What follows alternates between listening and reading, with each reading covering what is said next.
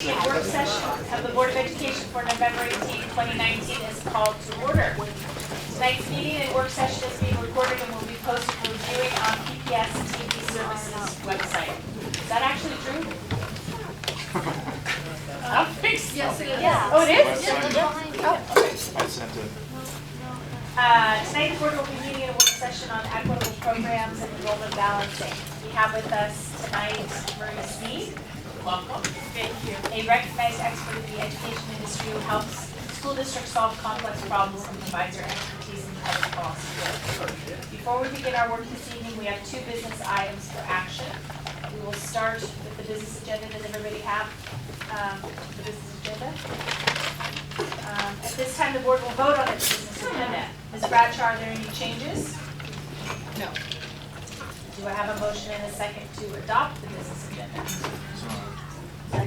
Director Edwards moves, Director Bailey seconds.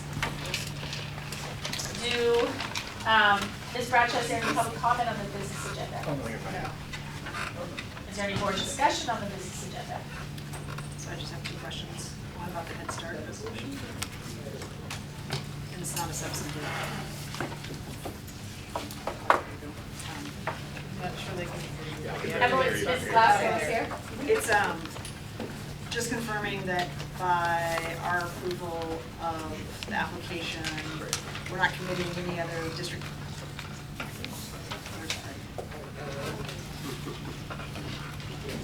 We're not committing any other district resources at this point in time, since it's a multi-year. Correct. Okay. She said correct. Okay. Correct. Yes. And then the second issue is around the PERS, PERS fund, Employer Incentive Fund.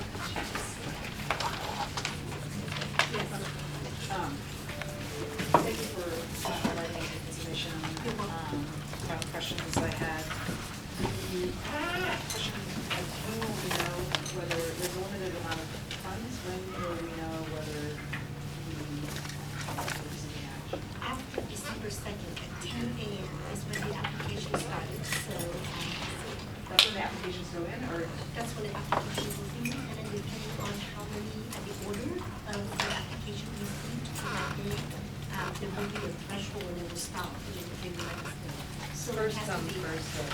that's And the correct. overall size of the fund is?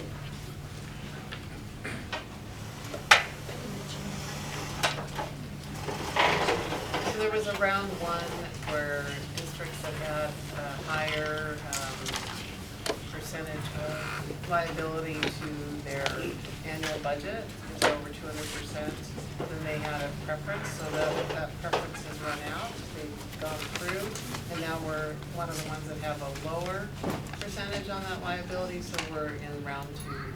And so I'm not sure how many people will submit, and I'm not sure how much was used up in the first round. Okay, it'd be great to have that information, thank you. Yes. All right. Any further discussion? Dr. Bailey? Superintendent, it would be great if at some time in the future we could get some PERS PPCs. I think it's fair to say that board members have a whole range of, speak for myself, ignorance and experience. And a lot of it is, for me, is discussions I've had over the years that never been put into writing, so. I think that's a great suggestion. We should just do a PERS 101 because it gets increasingly. Right. So we've got the PERS gap. PERS 101. Weird stuff that would be help to have that resource, especially going forward for future board members. Well, just to, Because it's not going away. yeah, and just to build on that, I mean, the reason I was asking the question about just the size of the overall fund, first come, first served, should we be advocating with the legislature for a larger amount if we're not going to get our full The answer is yes. amount? Well, I'd like to know Whether we get exactly. the full amount, the answer is yes. The state should fund its own pension system. Well, I know that's No, the but answer, she but I'm needs saying. this side count. We've seen that hasn't happened. But yeah, but we should still say it. nonetheless. Well, that's what I'm trying to figure out, what is the gap? And what did they authorize, and what should they have authorized for everybody who actually applies to have their allocation matched? We'll get that information back to you when we have it. Yep. So, PERS already published on their website that the funds remaining is $84,632,369. So that number will change after December 2nd. I'll send you the link. That's pretty healthy numbers. Thank you. The board will now vote on resolutions 5995 through 5999 in the business agenda. All in favor, please indicate by saying yes. Yes. Great point. Was 6,000 a last minute addition? It was. Yeah, thank you very much. Thanks for pointing that out. Resolutions 5995 through 6,000 in the business agenda. All in favor, please indicate by saying yes. Yes. All opposed, please indicate by saying no. Are there any abstentions? The business agenda is approved by a vote of 6-0. What was number 6,000? It's the off-campus To Russia. field trip. That's a little redundant, the off-campus field trip. So, It's nice. So can I just offer my services if they need another escort? Do you speak Russian? In fact, she did. I can pretend. Well, you have another, she often lives in the Kremlin? I used to. What? I know the important things. So want to be ambassador to the Ukraine? Then like, you know, Oh, quite a bit. One thing that just came out of the, a business agenda item, which was the mattress sale, it might be useful, because the letter we received in support of it, there was a more nuanced answer or argument for why they needed to have it than they get zero direct funding. So if we are in fact going to be resourcing PE and music, it might be useful to make sure the schools, whatever it is that we're going to be doing, they know that. It was a little bit shocking to get the letter saying. I know it's surprising to get a little bit of inaccuracy in a constituency letter, but they certainly clarify. Well, one we have to vote on. Did you say a little bit of inaccuracy? Oh, It was the comment that there was zero direct funding for right. equipment or. But the point is, there's going to be more, so we need to relay that to our schools. Everybody pretended. Okay, the board will now provide a voice vote on OSBA officers and an OSBA resolution. Board members, there's an official OSBA ballot in your packet. We will vote on each position and resolution in order as presented on the ballot. We have first John. No, it doesn't. It hasn't presented. I don't think I so. don't have a strong opinion. I don't Mine was not voting. I don't think Maxine votes on this. There's no contested. No, it's not contested, but we do still need to take a voice vote. The first position is position 17, John Lindenthal from Reynolds, is running for the OSBA Legislative Policy Committee. All in favor of John Lindenthal, please indicate by saying yes. yes. All opposed, please indicate by saying no. Any abstentions? Can we just do a blanket acclamation? No. Chris Howitt's running unopposed for position 18 on the OSBA board. All in favor of Chris Howitt, please indicate by saying yes. Yes. All opposed, please indicate by saying no. All right, Jessica Arzate from MESD is running unopposed for position 18 on OSBA's Legislative Policy Committee. All in favor of Jessica Arzate, please indicate by saying yes. Yes. All opposed, please indicate by saying no. Oh, I voted yes, sorry. For position 19 on the OSBA Legislative Policy Committee, our very own Director Moore is running unopposed. All in favor of Director Moore, please indicate by saying yes. Yes. All opposed, please indicate by saying no. You notice that was slightly more robust. Results of tonight's vote will be submitted to OSBA after this meeting. Rita, thank you for your service. It's not even on here. Is there one other position that you should have been voting on? we'll proceed with the rest of our meeting, and you go tell Roseanne what your concern is, and you can look and see if there's another position that should have been included. Thank you, Rita, for continuing in that role. It's really important for us to have that representation. Okay, Maurice, thank you so much for being here with us this evening. Superintendent Guerrero, would you like to introduce this item? Yeah, I think we have a topic tonight that's a really important one that school districts often find themselves contending with, oftentimes when issues of over-enrollment or under-enrollment come up, or when they're seeking other objectives in their policies and in their school portfolio. So tonight we're gonna dive into an initial conversation in that area. Our Deputy Superintendent Bergs has been sort of playing the lead on this, and happy to introduce someone who's familiar to me, my former law professor at Harvard, Maurice Sneed, who's a nationally renowned expert in this area, has taken cases to the Supreme Court, who I think will help provide us with some important facilitation of tonight's conversation. Thank you for being here. Thank you.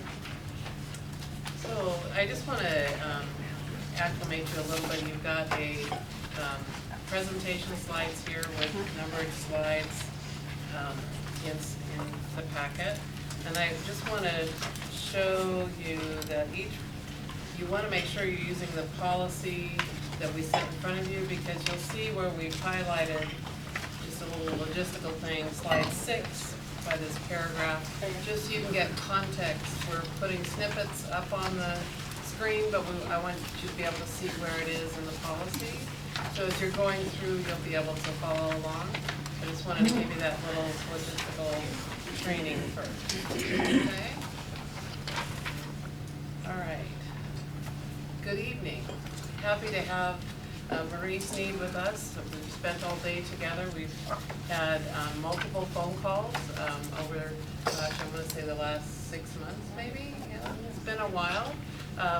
Helping us consider our equitable programming and student assignment work that's coming up. So with that, I'll get started.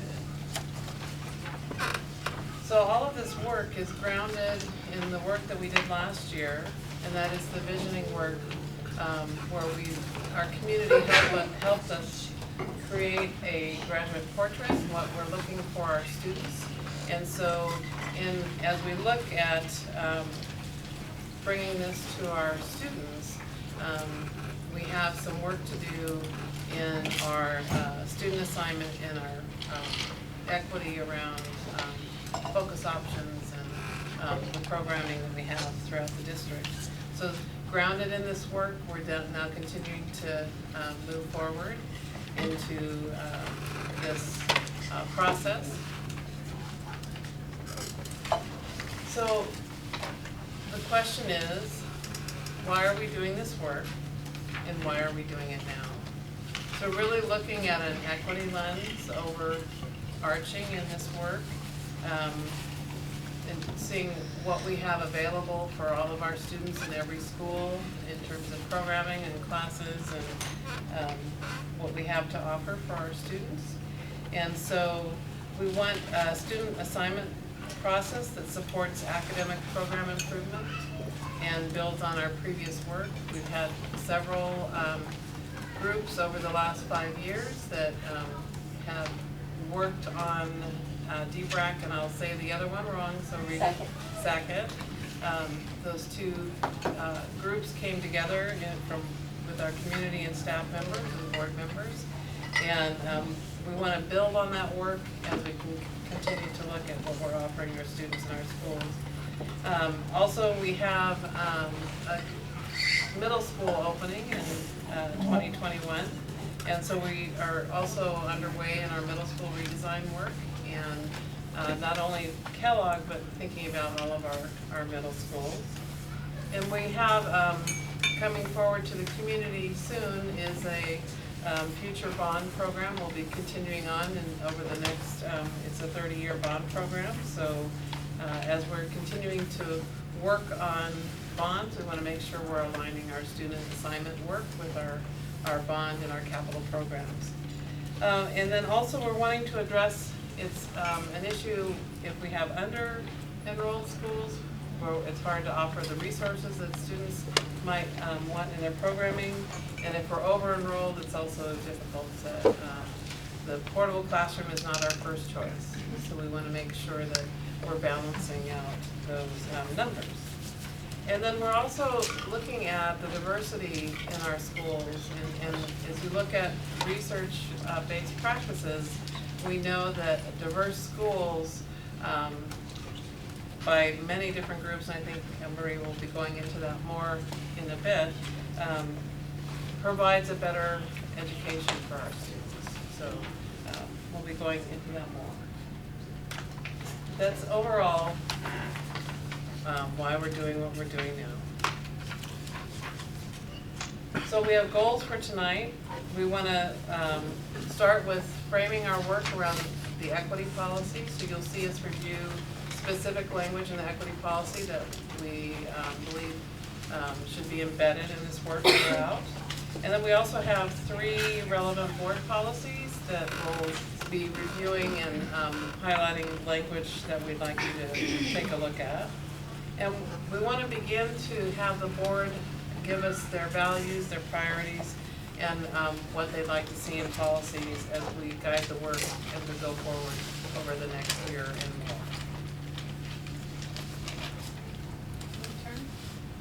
Yes. All right. Good evening, and thank you for having me. And I've said to many of you, I've talked about, I hope we have some interesting and fun discussions tonight, because this is about kids, and it's about kids' lives, and it's about educational outcomes. It's not just about something dry like student assignment. It really matters. We did some timing out because we know we have limited time. So what our thinking is, if you look at this policy, we're going to spend about 10 minutes talking about the equity policy, just highlighting what's in the equity policy. We'd like to hear from you about issues, concerns, things that you think are important about the policy as you think about how kids are assigned to schools and what programs you offer. And we'll spend about 10 minutes on that. Then for the student assignment policy, we've allotted 20 to 25 minutes, again, to talk about issues, concerns, what you would like to discuss about that policy. The third policy is transfers, and we'll look at highlighted parts of those policies and spend about 10 minutes talking about those. The options policy is the last policy that we'll discuss, and we think that there are some interesting pieces of those policies that you may want to discuss and we want to highlight. And then finally, we'll talk about the DBAC report for about 10 minutes to just hear from you all about components, issues that you saw when you were reviewing that policy. And then the last hour of this meeting, or however, maybe shorter if you don't want to spend that much time, but that we would begin to have some discussions about the last item, which is the board values, priorities, and policies that will guide the work. So that's the agenda.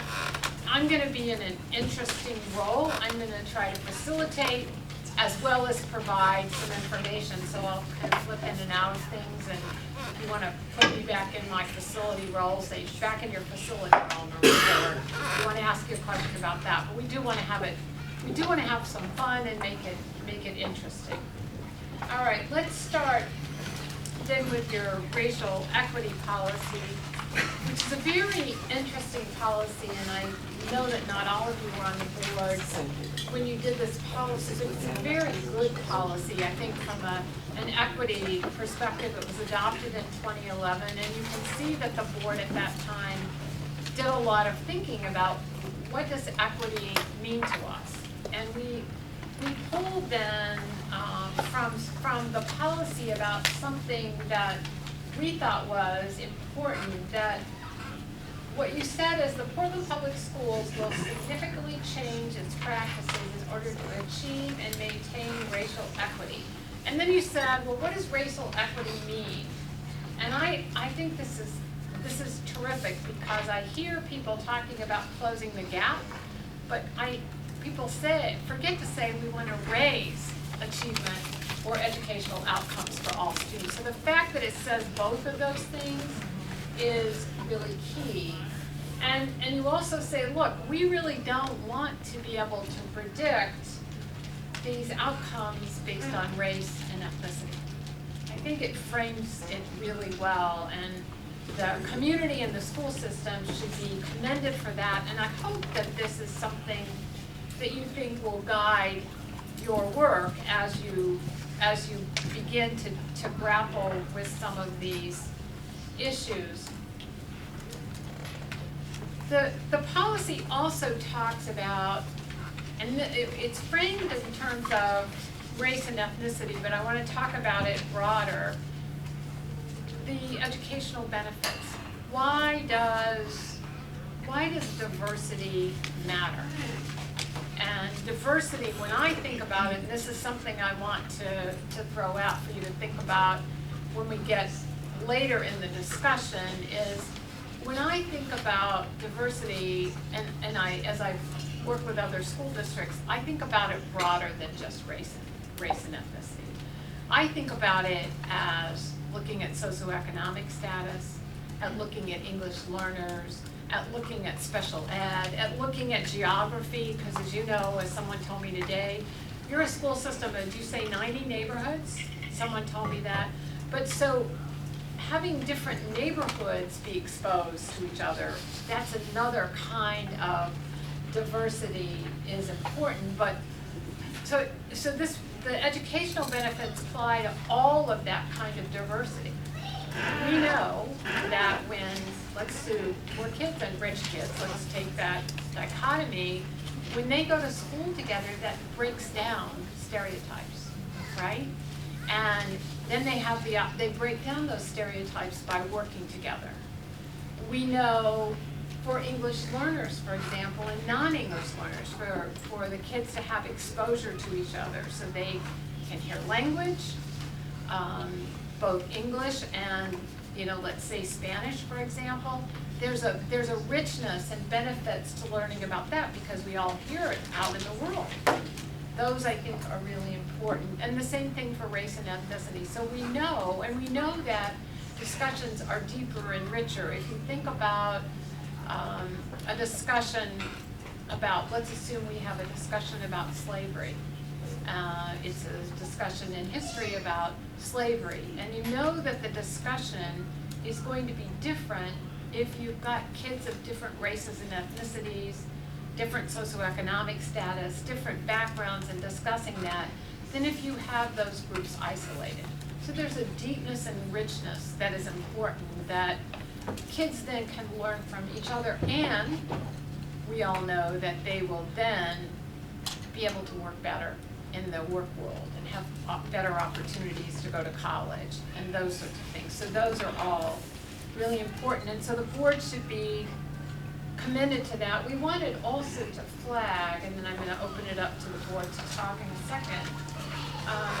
So what the board said when it adopted this policy in 2011, it said that they had the following goals, and I think they're true today, and they're going to be true if you think about your student assignment. One is equitable access to high quality and culturally relevant curriculum, instruction, support, facilities, and other resources. Creating multiple pathways to success to meet the needs of diverse students and create high expectations for all racial and ethnic groups, and I would say for all groups that I've mentioned. Remedy practices that over-identify students of color and underrepresentation of students of color and talent and gifted in AP and IB, and of course that's an issue that every school district in this country is struggling with. And empower students and families, including underrepresented families of color as essential partners in the planning process and district decision. As you all think about the policy and listen to me talk, what issues, concerns, what do you think is important about this policy to guide your work? Anyone? Actually, how it plays out for our students. Mm-hmm. Because it's just a piece of paper. But outcomes, not just the opportunities and access, but the outcomes continue to be unequal, and there is a gap between what we aspire to in our policy and what the kids actually get, which is the huge inequitable gaps we currently have. Anyone else? Focus on changing practices. Okay, talk to me about that. Well, that's, nice flowery policy words. What's actually happening on the ground is much different.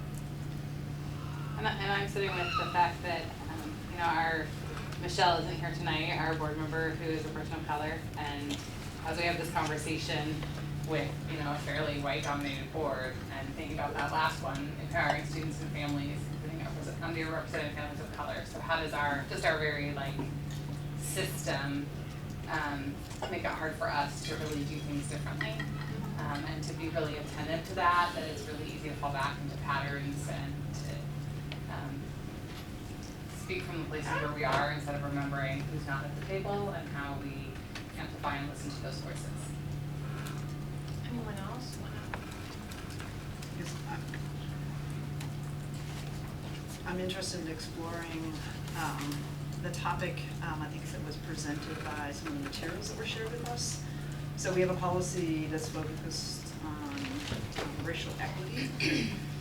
And actually our lens now is racial equity and social justice, but some of the materials that were shared with us, like the Stanford report that says, the short synopsis that while racial segregation within a district is a very strong predictor of achievement gaps, school poverty, not the racial composition of schools, accounts for this effect, which is counter to, I think, a lot of other research. And so, it might, so I'm curious about what we think about this, and then whether we believe this, and then how, if we're saying it's more about the economics, and this is saying it's more about race, is like what we believe, what the research says. I happen to think it's a 2 times factor. When you say 2 times, what do you mean? Well, that it's race and poverty, and that you can't eliminate race from, which I'm not sure if that's what the whole Stanford report, just the synopsis. But this is a different theory than I think most of the work, the equity work that's been done in the past. And so I think that may change, especially in a city like Portland, what the outcomes and what our policy might look like if this is the guide, or it's race, or it's both. I guess I'm just interested in exploring that as a topic. Yeah, and I'd like to hear from board members. I think it's also particularly relevant to our school district because, we are not highly diverse relative to other large urban school districts, but we have a lot of students in poverty, even though that's decreasing. So I think it's especially relevant to us. But one of the things I wanted to say about the policy generally is that I think when the board, none of us were on the board when this work was done, and I do know that it's gone on to be a national model for other school districts, and as a policy is really well respected. And I think that what happened in the school district when this was passed is that then there was a lot of effort expended on professional development for the adults in the system to really examine their own biases and their own white privilege to a large extent, and that a lot of adults in the system found that work very valuable, if not transformational for themselves and even for their school communities. But in my opinion, what we didn't see is the kinds of big structural changes that are required to really live out those ideals. And I think they're even in efforts to make minor boundary adjustments that are just absolute manifestations of these goals, like, are you gonna send some kids from Wrigler to Alameda, which are, right next to each other and represent deeply different communities racially and socioeconomically, and the community goes crazy, and the prior boards have caved almost in every occasion. So just making the translation to what are the structural changes that need to take place to have more fidelity to our vision. And I know that's part of what we're talking about tonight, is one of those manifestations is enrollment balancing. Because as far as I know, we haven't really devoted ourselves to those substantive structural questions. You mentioned the big structural changes. Excuse me, I wonder if I could just remind that we're not in the boardroom where there are mics. And so as a matter of transparency and as courtesy of everybody in the room, please speak up so we can hear you. Sorry, Roger.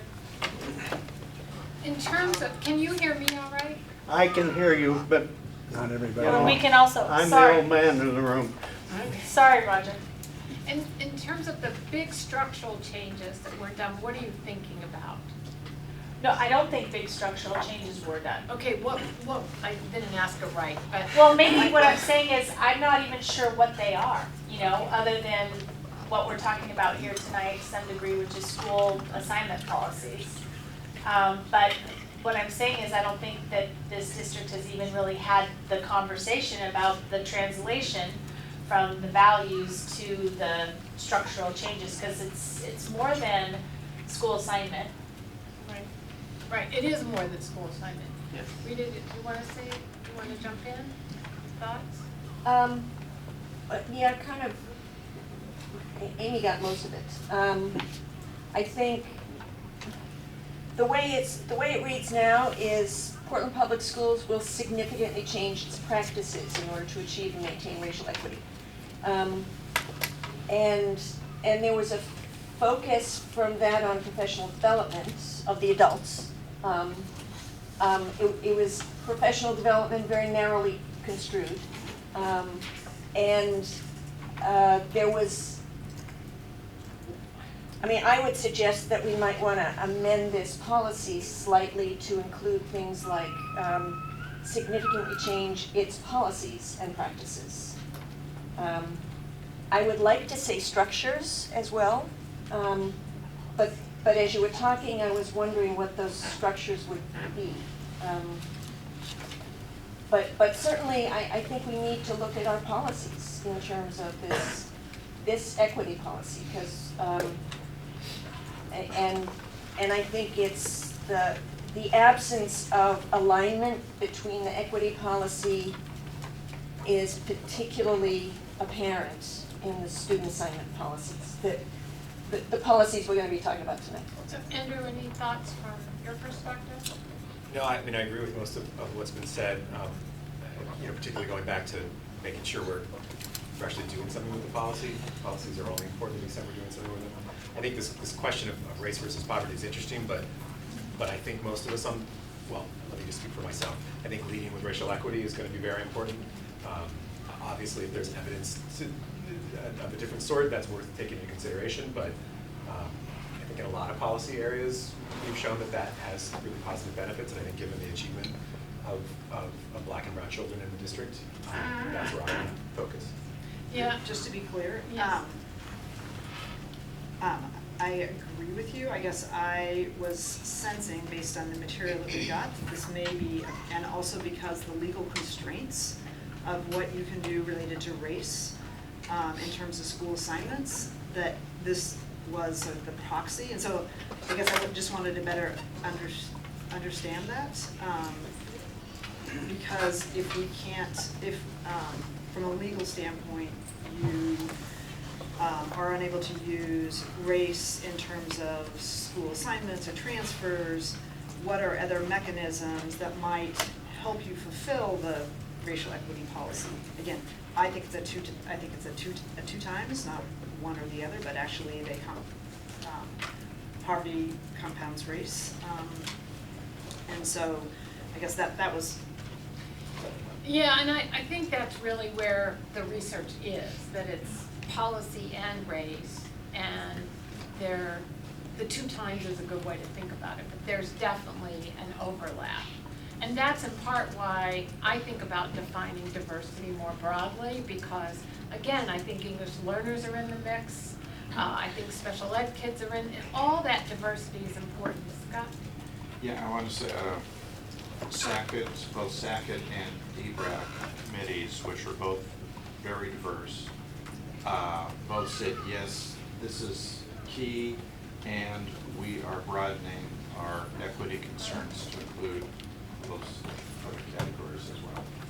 So that might be, as you guys develop this, that might be something you want to think about a little bit more, but I would push you to think, even though I probably won't be here, to think about English learners and special ed and where kids live in the area, that's geography, because kids bring different things because of those experiences. I mean, where I live, for example, it's a big county district, so we have urban, we have suburban, and we have farms. You know, we have cows. And so, because it's over 500 square miles, so the kids who live with the cows will come into the urban areas, and, you know, obviously they learn from each other about that. That's a great, and it's a real gift to have that. And you've got, well, you may not have cows. You have, Got cows. okay, you've got chickens, okay. But you've got diversity that you need to think about. I'm not even gonna go there. Okay, that's kind of our time on the racial equity, but we do think it frames what we wanted to think about and discuss tonight. The next topic, or the next policy, is the one I know you guys were waiting to get to, and that is the student assignment to neighborhood school policy. And as we worked on this today, you'll see that we've shifted a little bit from talking about enrollment balancing to student assignment.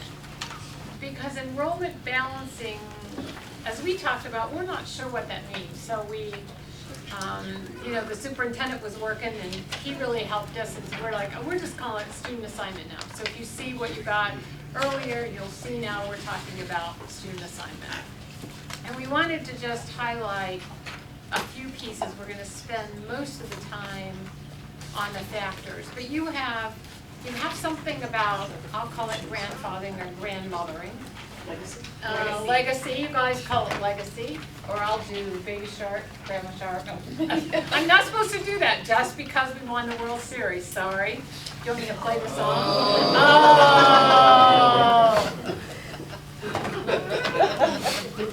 Sorry about that. Anyway. Hey, we don't have a baseball team, so you can. I know, Fair game. and we didn't for a long time, so we're pretty excited about it. But one thing, and you've got this here, and you've got it in your transfer policy.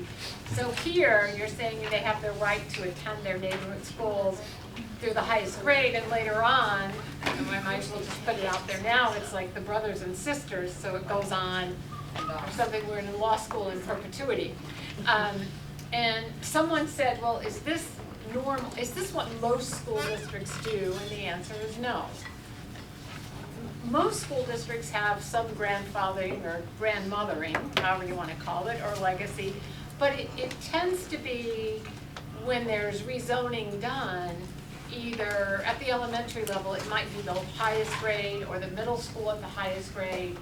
At the high school, it will sometimes be the 2 highest grades, juniors and seniors, and you can think about why that might be important. But you all have the right to attend through the highest grade except provided, and we'll talk about that later. Then your policy says your superintendent or his designee shall regularly monitor enrollment, program demand, demographic trends to anticipate the needs for boundary changes. And what most intrigues me is other viable options. I want to hear from you about what you think that means when I open this up. And then if the superintendent determines that conditions exist to warrant a boundary change, or I would say, or other viable options, the superintendent shall develop recommendations. And here is what I really want to spend some time thinking about, although I do want to hear about other viable options. So what this board has said, or previous boards have said, what is your board policy as well, we have to look at feeder patterns, but that's important, and you want to allow as many kids to continue to go to school together from one school level to the next. Student demographics, we've just talked about that. And so to the extent you're looking at that, I would advocate that you look at all of the demographic factors that I put out there. Compact boundaries that promote safer routes to schools, a sense of community, as well as the natural and human-made or man-made barriers, optimal use of existing facilities, program enrollment stability in the surrounding schools, and limiting the impact of boundary changes to the smallest number possible. Got one more right there before we go out of this policy. Yes. Yeah. So then, the policy also says, and we picked some, we haven't given you the whole policy, we just picked important things that we wanted to talk about to promote continuity and stability, which of course, that's important. Students living in the neighborhood approved for boundary change may remain at the school through the current school through the highest grade, and here's your real legacy.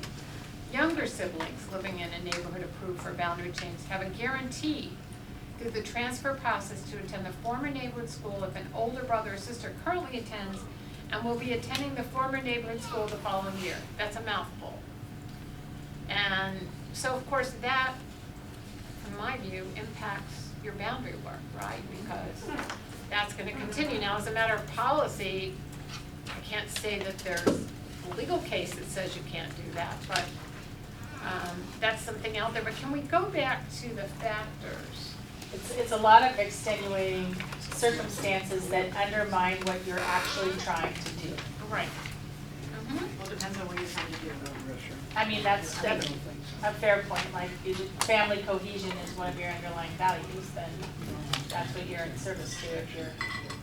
But for example, Sackett brought recommendations around changing weighting factors and the lottery, and recommended that reserving spots for lower income applicants should be a higher value than sibling preference.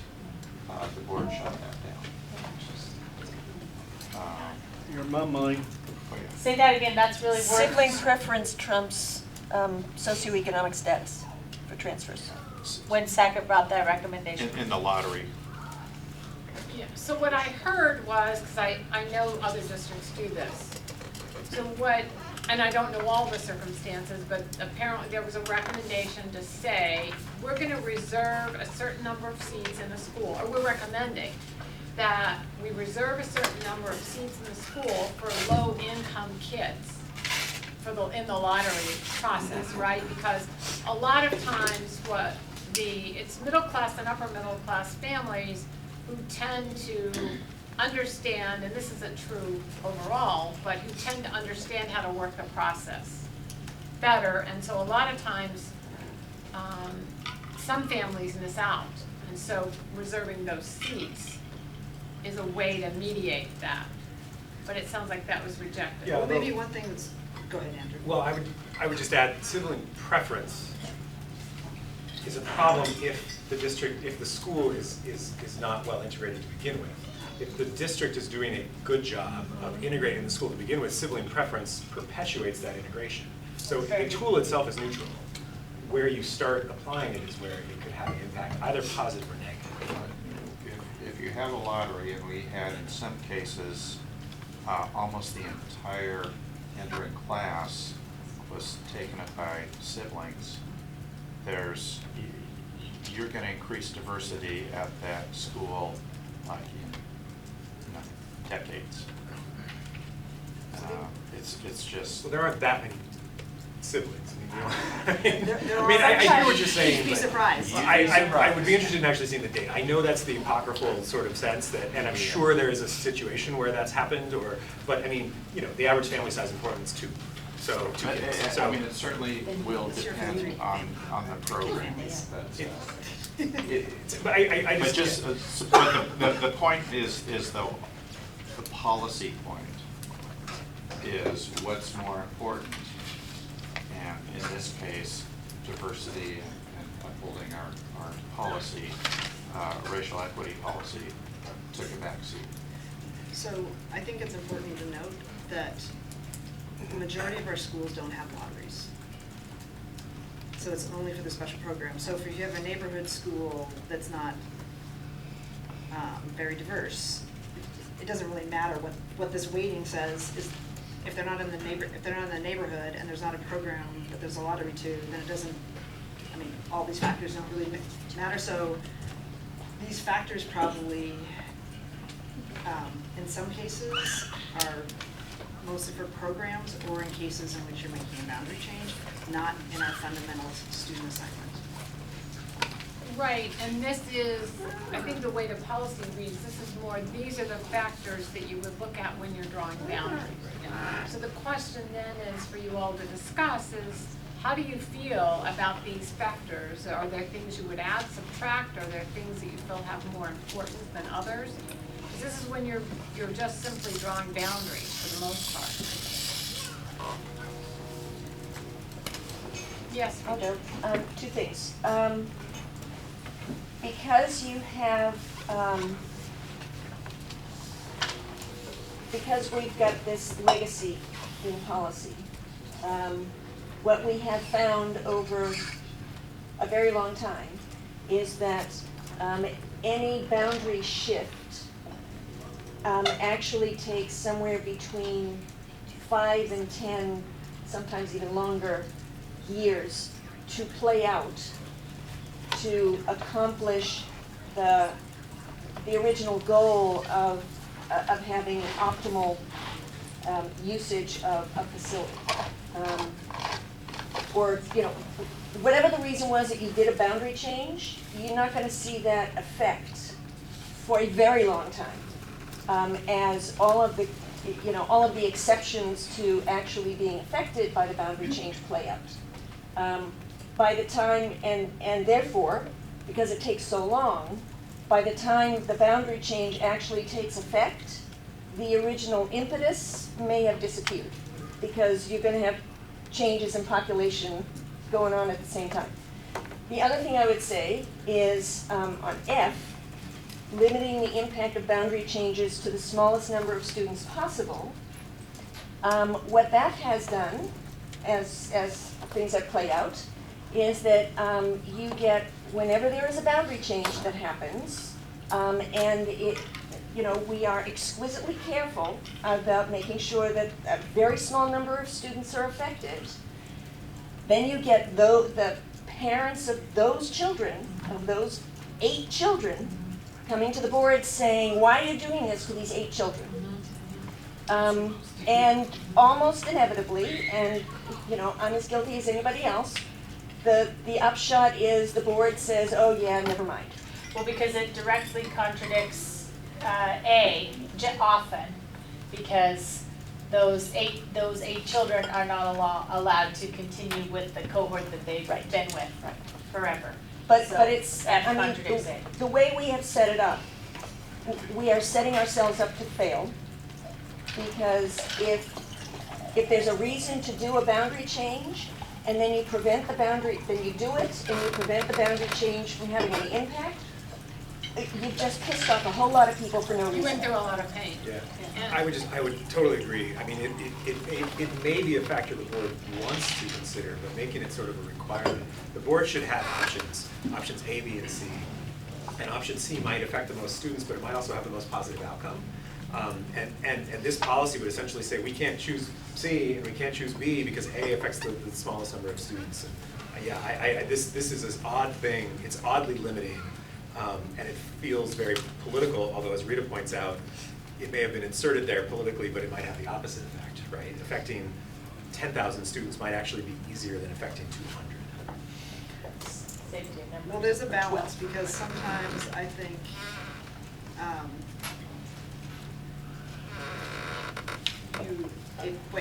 the smaller solution may be the more equitable solution versus, well, the policy says they all go, and so they're all gonna go.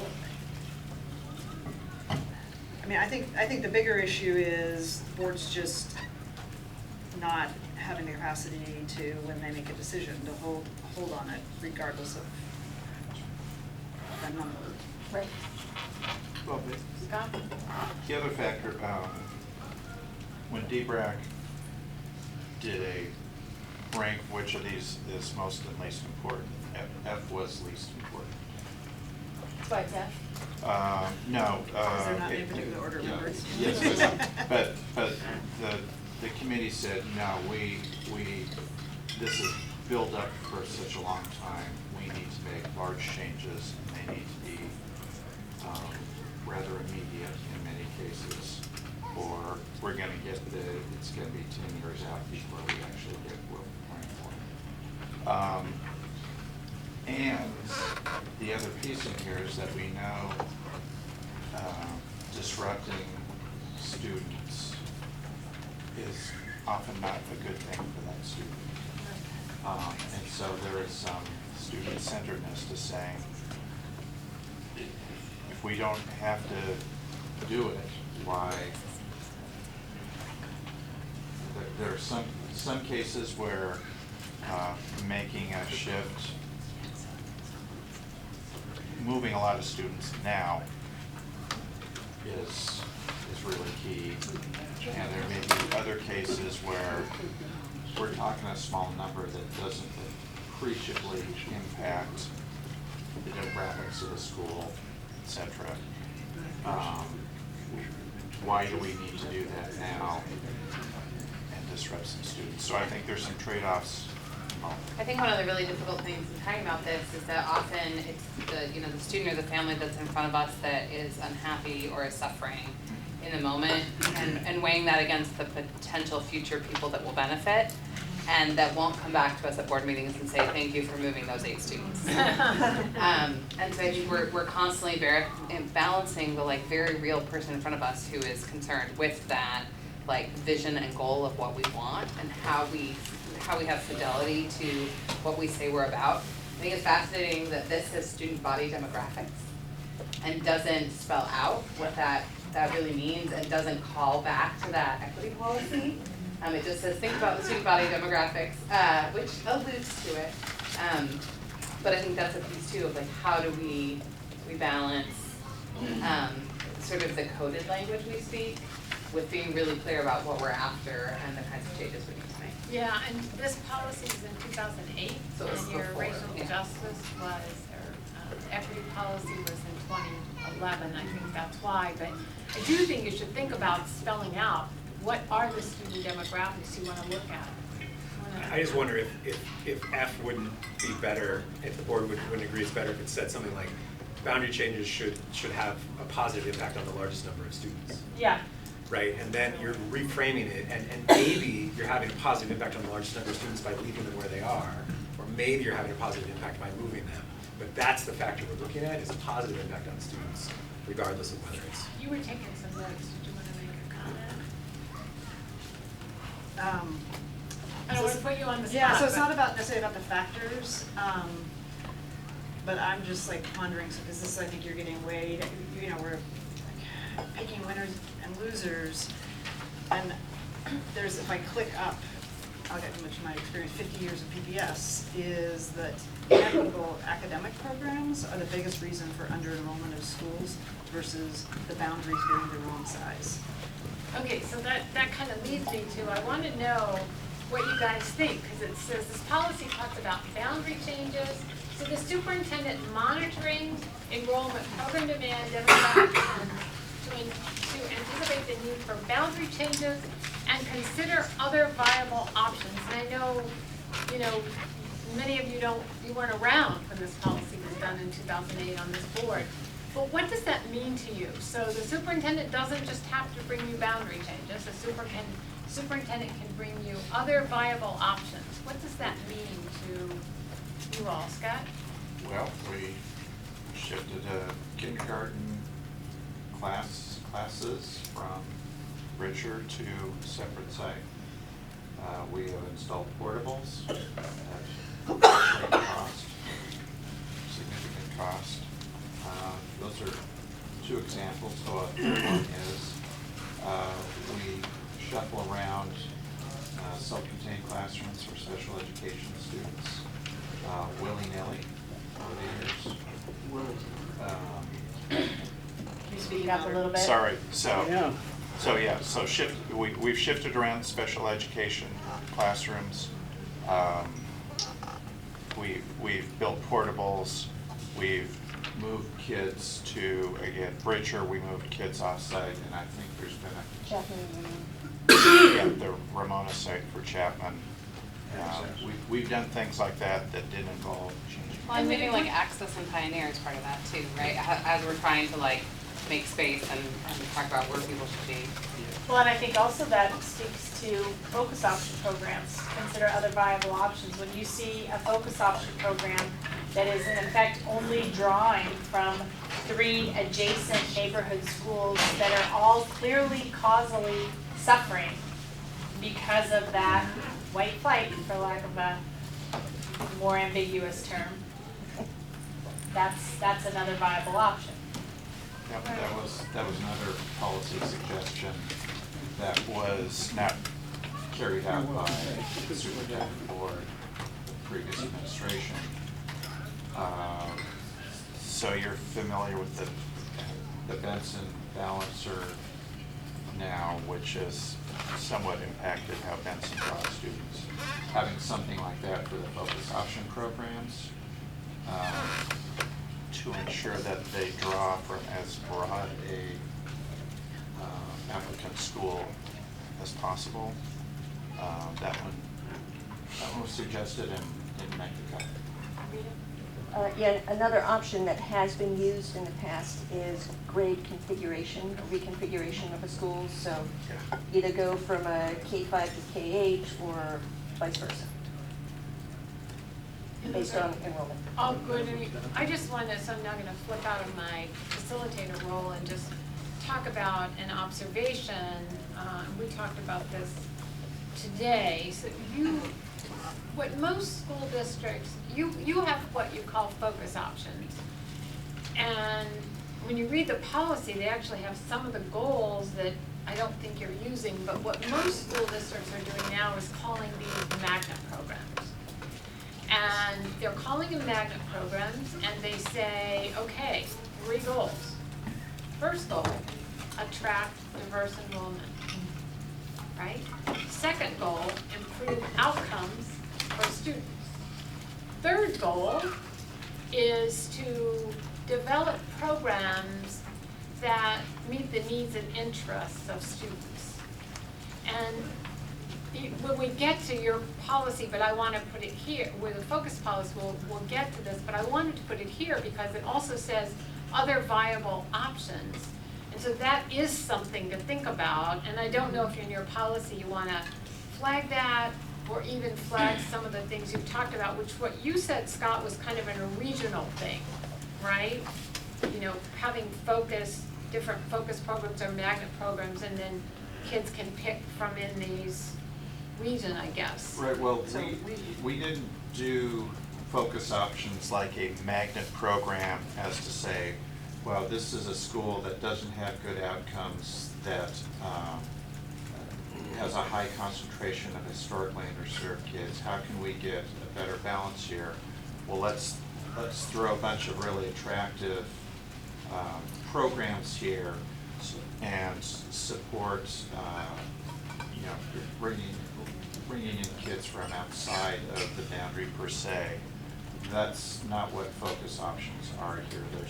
They're largely standalone programs. Most of them were like ground up. Some group of parents and or teachers had an idea for a program, and they just sort of emerged without any guidance, any philosophy, this is how this is going to contribute to the greater good. Julie, did you want to say something? And Amy, did you want to? Well, I was gonna say, is like, they actually did used to be called magnet programs, like JMP used to be the Japanese magnet program. And in many ways, what they became, is I'm just gonna go back to this point, they became an outlet.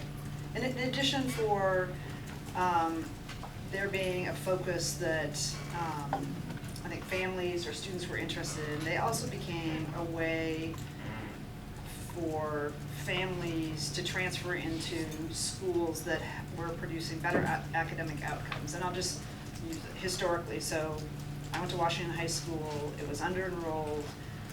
The district took another option, which was they merged it with the all-girls school, Monroe at the time, which is Girls Polytech.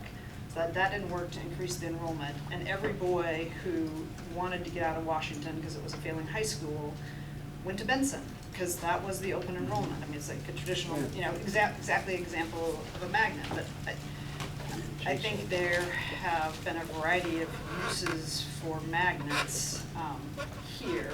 Not some of them really enriching and creating opportunities for students and things that engage them that a regular neighborhood school may not have. And they also have had impacts on neighborhood schools, especially those in which the perception was academic outcomes were lesser than other schools. Well, and it's clearly not the be-all end-all. They have to be used in conjunction with other things, and I know you've got a big program improvement effort going on for all of your schools, and so that, you have to do that. It's just a question whether in a student assignment policy, sometimes that can be used in lieu of redrawing boundaries. And you just have to think about what that means. That's a policy thing for you all to grapple with. I think I should move. Can we just move on to the next one? Because we're gonna have time for you guys to come back to some of these. So now we're on to the transfer policy. We're not gonna spend a lot of time here, but we've touched on some of this already. So the purpose statement, I think, is good, because it talks about equal access, or you could say equitable access, which is a term I like to use, but equitable access to educational options for all resident students through an open, fair, and accessible process, and to promote equity and diversity in student transfers and admissions. So that's a good statement.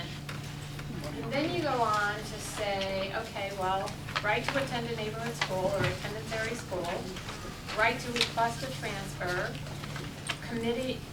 commitment to families and students having equitable access to a portfolio of educational options. And I want to pause there. Do you think you got that? You'll see us with portfolios later, because we talked to the superintendent about, do we really have a portfolio, broad portfolio here? And then this is something that I just heard was missing, and it may not be fair, that how do parents know about the educational choices that they have? So a lot of school districts that have choice will have an office that provides information about what the choices are. They actually do marketing and outreach, and obviously that costs money, but if you're gonna have some kind of choice, you need that. You need it on your website, you need to go out to schools, you need to do parent groups so that people really know what their options are. And so you've got a good policy statement, but probably because what I hear is you guys have done some of these things before. Well, we used to have a student fair, or a school fair, where every school and program had like a booth. And why did you stop? Why did we stop? Because the neighborhood school that was perceived as underperforming had nobody interested, and they were all flocking to the Sunnyside Environmental School. It became Hunger Games. Yeah. And you know what's interesting is I can't remember where this was, if it was Ockley Green or George, but anyway, the principal talking about the communications that were going out to their it was in an elementary school. It was at Woodlawn. So the communications that were going out to 5th grade families about focus option programs, and they were getting flooded with these, and they weren't getting any information about their neighborhood middle school. And then does the district then have an obligation to help with that information, to help principals? Because I was a principal 100 years ago.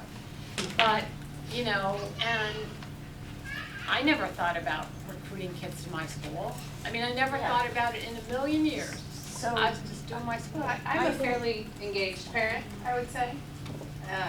know some things about the district at this point, and I didn't know that my daughter could have gone to Jefferson. I didn't know that was an option for her until I was facilitating a panel of Jefferson teachers at the OSBA conference this weekend. And that would have been nice just to, and I, you know, there's every possibility that it got sent to me in an email and I missed it, but I was really surprised to learn that. And if I don't know it, what other parents aren't aware of that is an opportunity. Right, exactly. I think not only do we not do it, I think schools are prohibited from marketing. Am I right? So there was marketing, I mean. Judy can This clarify. Yeah, she's nodding. Why would that be? Okay, Help me. okay, Because because. the impact on neighborhood schools. Because of the impact on neighborhood schools. So when we would get, when my kid was in school, it was NCLB. So for every failing school, you got a letter saying, you know, you have the right to go to, you know, XYZ school. Once NCLB stopped, I think it was even before NCLB went away, we stopped that practice, and focus option schools and programs were prohibited. I mean, they were given conflicting messages. On the one hand, you're supposed to increase your diversity. On the other hand, you can't recruit. Same with charters. Yeah. Well, you all need to have a discussion about that. I mean, I just think you need to, I understand what you're saying, but I think you need to have a discussion. And you're also saying that's unusual. Yeah. But there's really different geographic implications. So between the river and 82nd, Division to Burnside, literally that whole corridor was full of focus options. The only, when my kids were until the only elementary school that was not was Glencoe. They didn't have a focus program in it, which it's a huge swath. That's like 20 some schools. And you go, say, to another part of the district, there's maybe one or two. And that's a problem. Yeah. Well, I'm saying that the impact is going to be a lot of kids in one geographic area, they're close to it, and we don't provide transportation. That's a problem. Well, Right? Yeah. I mean, it's Yeah. something you Problem. leave. It's a problem. It's a problem. In fairness, you should discuss it. A more neutral way to say what I just said. Yeah. well, but it's partly where the placement it is, and I will say, over the years, why we didn't market, and, I mean, it was an attempt to help neighborhood schools that were being drained of their students, in which case, you could keep making the boundary bigger and bigger, but the capture rate was going down and down, and it was primarily students of color and lower income students that were still in those schools that were being adversely impacted. That's why we didn't do it. So it seems to me like what the board needs to do over the next year is have a really important policy conversation about how we break down these systems of segregation. And one of those is to eliminate focus option programs and send those kids back to their neighborhood schools. The other way is to make sure that we're getting all those students that we want into those focus option programs to the extent they're successful. And as the parent of 2 focus option kids, I gotta tell you, we worked really hard to diversify the school. We were not allowed to market. We had no transportation. We couldn't get after school care, at the program. So all these things we kept doing to sort of encourage people. They're like, well, that's not gonna work for me. But these programs also, some of them, have some really, really good outcomes. Some of those outcomes are because of the kids who go there. Some of those outcomes are because the programs are doing something innovative and interesting. And that, to me, is the conversation that I would like the board to have, because you don't have to send the kids back to the neighborhood schools. You can get all those kids that are being, that are not doing well, or that need something different into those schools. If you walk your talk and, make it easy to attract a diversity of families. You put it, I mean, you make it, you go back to this issue of who gets in first, who's at the top of the lottery. There were a number of us parents at these schools that were saying, no, that you should give these to low SES kids. Like, those should be the first ones in. Right. But that's not if you look at the data for the meals by direct certification, at all. But that's because of what he's saying, is because of the And structural then barriers. we can also move those programs to different places throughout the districts if they're not all Exactly. located. So it's an equitable access issue, right? Yes. You're, as a board, could say to your superintendent, we and staff, we want to make sure that focus, magnets, whatever you're going to call them, that kids, no matter where they live, there's equitable access to these programs. That's the policy. If they've passed some kind of litmus test, that they are providing a distinctive educational The experience. focus option, not the child, That's is passing easy. the litmus test. That's easy, and, well, and the other thing is saying, which is what districts are doing, is it's a centralized function. So in other words, a principal can't just decide he or she wants to be something. Right? It's the central office, through whatever process you go through, that decides we need a whatever program here, and we have to think about equitable access, and we have to have themes or programs that draw diversity. And that was the case with every decision, not just assignment or marketing. So what's interesting, going back into the institutional history and some of these key artifacts and from board members who've been here and have lived through it is, we started by reviewing the racial equity policy around equitable access from schools. The board is recognizing that its own practices have actually exacerbated away from the goal, not towards the goal. So it's just, so I'm going to move on because I know I'm probably on time, but we're going to have time to talk about these same topics at the end, so don't worry about that.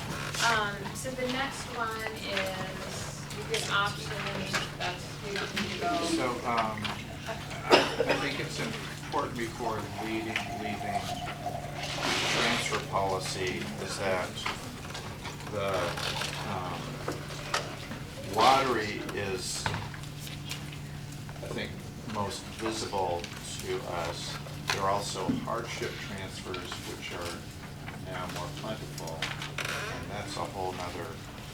I'm sure it is. Well, it's an opaque system, and actually, there's a lot of conversation about it among parents, that's the way in which, like, you can change the boundaries wherever we want, however we want, but there's this other process that people get into other schools. So one thing that I would say is there should be a lot more transparency about what that is and what the impacts are and who's benefiting from that and what schools are benefiting from that, because it is, I don't think anybody has visibility to it. I know Scott's been asking for a report for quite a while. We had it data dump 2 years ago, and it was,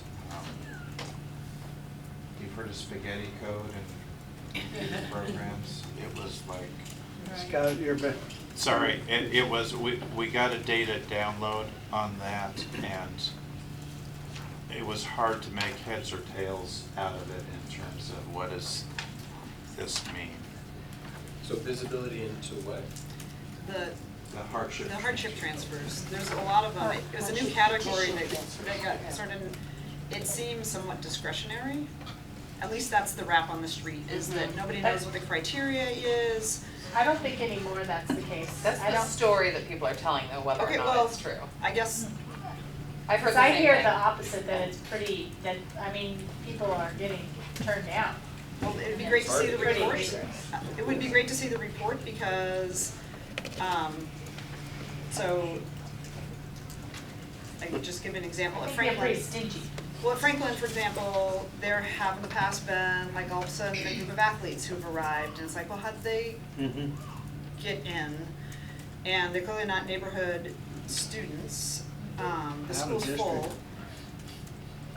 And it's like hardship transfers. So there's just a lot of, I think there's a lot of conversation about it, and the best way to dispel, if it's not true, to just be completely transparent on what the process is and how many there are and what schools they're getting into and the criteria. Yeah, that wouldn't surprise me. I've heard that about hardship transfers before. And that is often what happens, and so then tightening up, if you need to, looking at your definition and the process that goes through it may be perfect, but also dispelling what's out on the street. I'd like to raise a transfer issue that I've heard from building leadership, is that for some schools, they have a number of students who were perhaps in that neighborhood, and then as gentrification happened, those students moved out of that neighborhood, and they've been allowed to stay at this neighborhood school. And those building leaders have seen a decline in attendance of those students because it's much more difficult for families to get them. And there was one case in particular where the student will miss 9 days, come back for 2, miss 9 days, come back for 2. So they're not getting, unenrolled, but they're not then able to qualify for like the special ed services that they need. And so it's this hardship on the building of how do we manage, like, and the administrator said, we don't know what's best for this child. Is it best for them to stay in the school where they're known, or would it be better for them to transfer to this school that's, 2 blocks from where they're now living? But then they might move again. So it's that sort of like, is there a time when that transfer is lost? Is there a staff, like you need to attend 70% of the time to retain your transfer, and then are there exceptions if your kid is sick, or those kind of pieces, but have that conversation about how do you stay in good standing with that kind of transfer? This is a good discussion because it's surfacing a few big topical areas, and so even on this issue of the transfers, there's a lot of anecdotal understanding.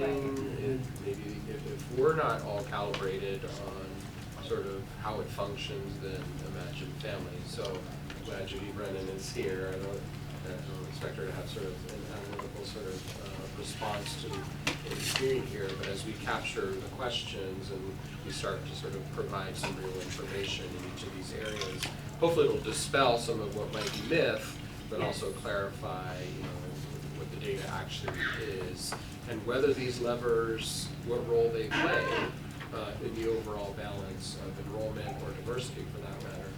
Right. I think that's right. So let's go to your last policy, which is the last one we're going to talk about tonight, which is the educational options policy. We've talked about this a little bit more, but you'll see, particularly in light of the discussion, as we review it, you'll go, wonder how that's working. So one thing we just highlighted this last sentence, if you look at their policy, the board's intent to provide an opportunity for all students to apply to educational options within the district, promote equity and diversity in the admission of students to educational options, and minimize barriers to participation in educational options. Think about that statement in the discussion we just had. What Andrew and others raised, and what you did talk. And I understand the tension between quote neighborhood schools and quote focus schools. But you have to. What does that mean, and how can you deal with it? And I think saying you can't recruit, and this is just me, and I'm definitely out of role. Probably need to think through some other. So one of the issues that I think just makes this conversation hard is a facilities issue. So we used to be a district of 70,000 with a high building. Now we're just over 50. And so we have a lot more buildings than we actually had students. And on the west side, most of the buildings are full. On the east side, you had a lot of extra space. And so when there was these programs that, whether it was parents or a teacher or a principal who wanted to start a program, and it was like, we need a place to put it, they all got put in this centralized place. So if they were to be geographically dispersed, so the only one on the west side, we moved from Chapman to Hurst, which was the only under-enrolled West Side School at the time, and now then moved it to, obviously, now to another building. But you actually have the facilities that were open for focus options were all sort of in one geographic area, which had this disproportionate impact, or most of them, on this one set of neighborhoods. And it just, you weren't going to go to a neighborhood school in, say, the Wilson cluster or the Lincoln cluster and say, we're actually going to remove these students from the school, neighborhood school, to put in a focus option. So just by default, we have this huge concentration of those programs, mostly in sort of the center east side. And It doesn't surprise me we're trying to fill space and not have to close schools, right? I mean, that is a balancing that school districts went through when they began to decline. But we actually closed schools, so we just created our own disequilibrium because what we created are adjacent, seriously under-enrolled schools. No, we actually closed 8 schools. We closed Richmond, we closed Brooklyn, we closed Applegate. Yeah, but we didn't close facilities, we closed some, but We we closed just neighborhood, filled them with we other closed programs. neighborhood school programs, Richmond, Right. Wilcox, Youngson, Applegate, What's the one? there's- Rice. no, that was before. I mean, 32nd and Market or Stevens. Edwards. Yeah, so when I was on the board, 8 neighborhood schools were closed, and they all either now have focus options in them, and they're all in this east side corridor, either have focus options in them or some other alternative If you were at least out. program, yeah. Edwards is- Okay, so think about what we've talked about in terms of magnets, just to highlight a few other pieces of this. And what you guys said is, and this is consistent with what I talked about, the purpose of educational options is to offer student and families meaningful choices that meet different learning needs and educational interests. Did I say that before? The board values all options and continuing to complement each other in serving student and family needs within the district they're the primary decision makers. What's missing there is the diversity piece, right?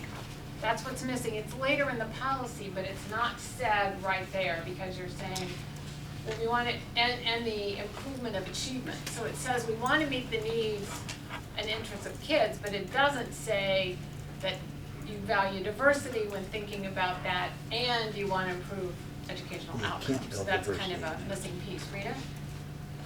Well, in addition to that, the piece about educational interests of students, the vast majority of what I think we ought to call magnet programs, are at lower grade, elementary grades. So it's not students who are making those choices, it's parents who are making those choices.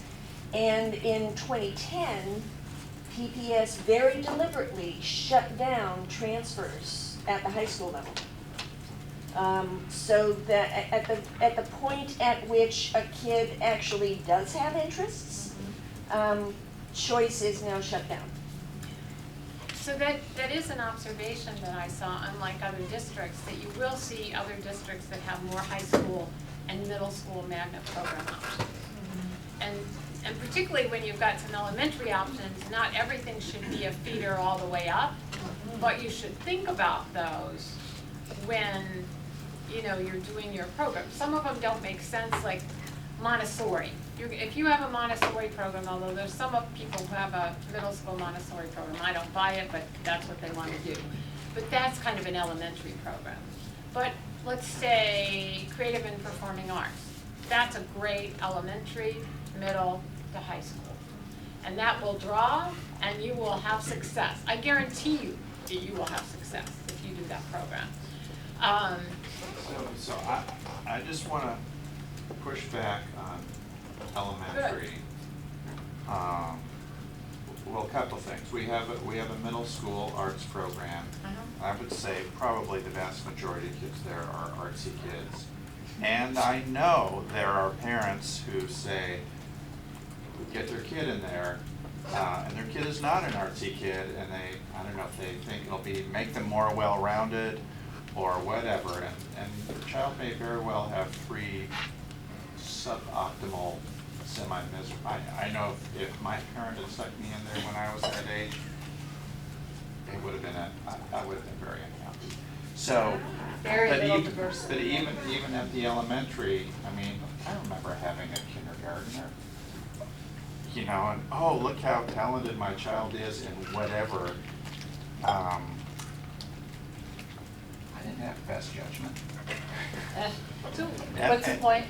Why would we have a magnet program at the elementary level around arts or I see what you're saying. math or, we all think our child is brilliant in some way or many ways or others, and I hear you, so, Yeah. but people may just differ. putting that out there. Yeah. And I think, Feel free to Sorry, disagree. let me just piggyback on this. So, I mean, a DLI program Yes, totally yeah. makes sense, you start as early as you possibly can, pre-K if possible. But for everything else, Yeah, I agree. I don't, you know, I fancied my kid was a math genius when he was in 4th grade. Turns out he's not, you know. Who could have known? Yeah, no, we now know he's not, so. So did you want, I was gonna say, Julia's comment about how the district used to be 70,000 and we are now at 49. Got me thinking about the articles I've been reading about the low birth rate, and I do think as we talk about facilities, as we talk about boundaries, and so I went down a rabbit hole of like Google very quickly, but according to the study cited in the Portland Mercury last May, the birth rate in Oregon is the lowest it's been since 1995. And in Multnomah County, it's actually the lowest it's been since 1978, when the county population was a third the size it is now. But Multnomah County grew by 10,000 last year of people moving in. But if you look across the US, the birth rate is in massive decline. So as we think about this, and I think it is in our best interest for the long-term future of the district to really do a robust and clear job on these policies, because we are going to have to continue to evaluate the schools and the boundaries and the programs. Because if our enrollment continues to decline with the declining birth rate, we're gonna have to make a lot of decisions about programs in schools. So if we can lay some of that groundwork now. And it's never a static landscape. It's never a static landscape, and I've said this to people before, that the birth rate is declining. They say, oh, well, so many people are moving to Oregon.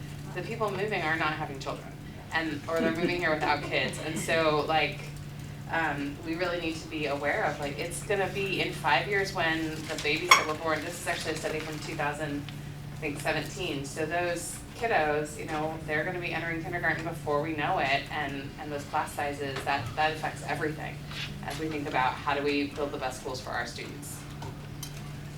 In terms of, anyone want to add anything? But in terms of options at the middle and high school level, or magnets at the middle and high school level, what do people think about those? That's something that you would. Well, I think currently we have still a number of students. We're getting quiet again. Sorry, we still have a number of students who are in under-enrolled K-8s. And so in those middle grades, if my child were in one of those under-enrolled K-8s, when they got to 6th grade and it's like you could go somewhere else, I mean, it surprises me that students stay in those, because the options that they have with, you know, what, 150 students in some cases for 6th, 7th, and 8th grade is just so much less. So, you know, maybe like the start of the middle school is not that, you know, grades, it's not so much the, like, we have to have magnets, but how about just having middle schools that have a more robust range. I know there's work underway, but we still have a lot of students in forest areas of town who don't have that as, like, the neighborhood school is really a deficient option right now. For them. So I'll be, full disclosure, we use choice with my kid. And if I had to do it again, I would not. I think there are real costs to leaving your neighborhood. Big costs that don't become apparent until it's too late. And I remember trying to navigate that choice system, and I like to think I'm reasonably functional on a good day. It was a nightmare to navigate that. It was so complicated. You know, and he was in school when it was NCLB, and we were in an area where, you know, it was like, choose anything. I am not an educator. I mean, I only know what I know. And I thought my kid was a math genius, so clearly I don't know what I'm talking about. And I'm having to make massive choices on behalf of my kid based on, you know, like random conversations in a playground. But when you say you're having to make, why is that? Because you deemed your neighborhood school unacceptable. Well, also, I mean, when my I'm not giving you flack for that. No. But I will say, when my kid was entering PPS, that was the era when the norm was that you exercise choice. And I was doing this from overseas, and it was a very clear message on the PPS website. If you're a good parent, You don't go to your neighborhood school. You go to one of these fancy schmancy focus option thingies, whatever they are. So I'm just saying, magnets under certain circumstances may be a fine and wonderful thing, but I am deeply skeptical that a magnet, anything beyond a relatively few magnets is going to work for most families. Yeah, and I didn't hear anyone saying that, and I wasn't advocating that either. Let's just do a couple of more things, and then we're gonna get into the bigger discussion, but just a few more points of your policy that we wanted to pull out. This happens to come under district administrative support and evaluation, which talks about the district evaluating educational options consistent with policies and objectives, so clearly that's there. Collaborating with educational options to assess their ongoing assistance and determine their future termination, modification. So there is authority in your policy to do some things that you may want to do.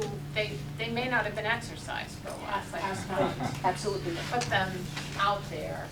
For at least a decade. And I do think, Rita, to your point, I don't think it makes sense to have every school. It doesn't make any sense to me to have every school a magnet school. You're going to have, as a superintendent, it's a portfolio of schools. You're going to have different kinds. You're going to have some attendance area or what you call neighborhood schools. You're going to have magnet schools. You're going to have different kinds of programs that you want to offer in some of the neighborhood schools, because that addresses the needs of those kids in that particular area to a program improvement model. So it's really a portfolio. Can I also just really Sure. jump in on that? It also seems like it's a big difference whether we have magnet schools in a district where there's a base level of achievement in all of our schools versus one where we have failing schools. And that is an important conversation to have. And that's the same point. Go Because ahead, every finish district your has the same number of failing Oh, schools. sure. Well, maybe not every district, but I work with a lot of districts around the country. Like, I'm going to Clark County tomorrow. Las Vegas has 300-some-thousand kids. They have some magnet schools and some attendance area schools is what we call them there. And, yeah, they've got failing schools. Just read the paper. I live in Montgomery County, Maryland, not all our schools are perfect there either, even though people think it's like woebegone sometimes. But of course there are failing schools in every district. I haven't evaluated your proportion, but I don't think you're a failing school system, just from my perception. Finish your thought. I guess it also comes down to priorities because we're talking about magnets, but I do think, I would absolutely spend our first dollar in time fixing the failing schools before we spend a lot of time fixing magnet schools. Yeah. And that's, although maybe some of them are failing, part of why they're failing is because they're dramatically under-enrolled because everyone is fleeing from them. Yes, And I say the we need to address emphasis that. on the preposition, because with our focus option schools, in most of the cases, people are fleeing from rather than fleeing to. And if that's happening, we need to address it. On the other hand, maybe there are things happening in a focus option school that could be adopted in a failing school that would actually work really well. Right? So I Yep. appreciate you bringing that up, Director Scott, because we've gone over an hour, no one's actually talked about some schools are more desirable than others, and we haven't talked about, well, what would it take to actually make every school choice a high-quality choice?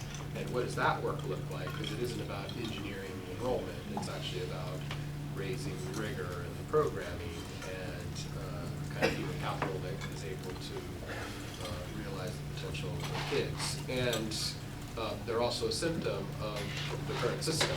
So that's why I keep coming back to the racial equity policy, because institutional policies and practices that are perpetuating that systemic racism. So what is it that we need to stop doing, and where do we need to actually make that investment so that you don't feel like you have to exercise a choice? You go across the street and you're going to be served well. And there's always going to be some schools that need a greater degree of support and intervention, but they have those conditions that they're working on. And so what are those factors and variables that we need to focus on?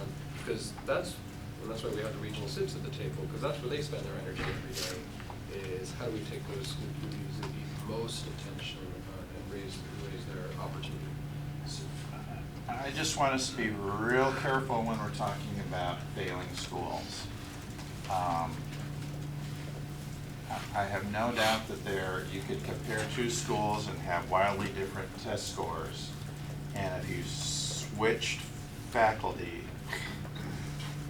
because you wouldn't see any difference on average.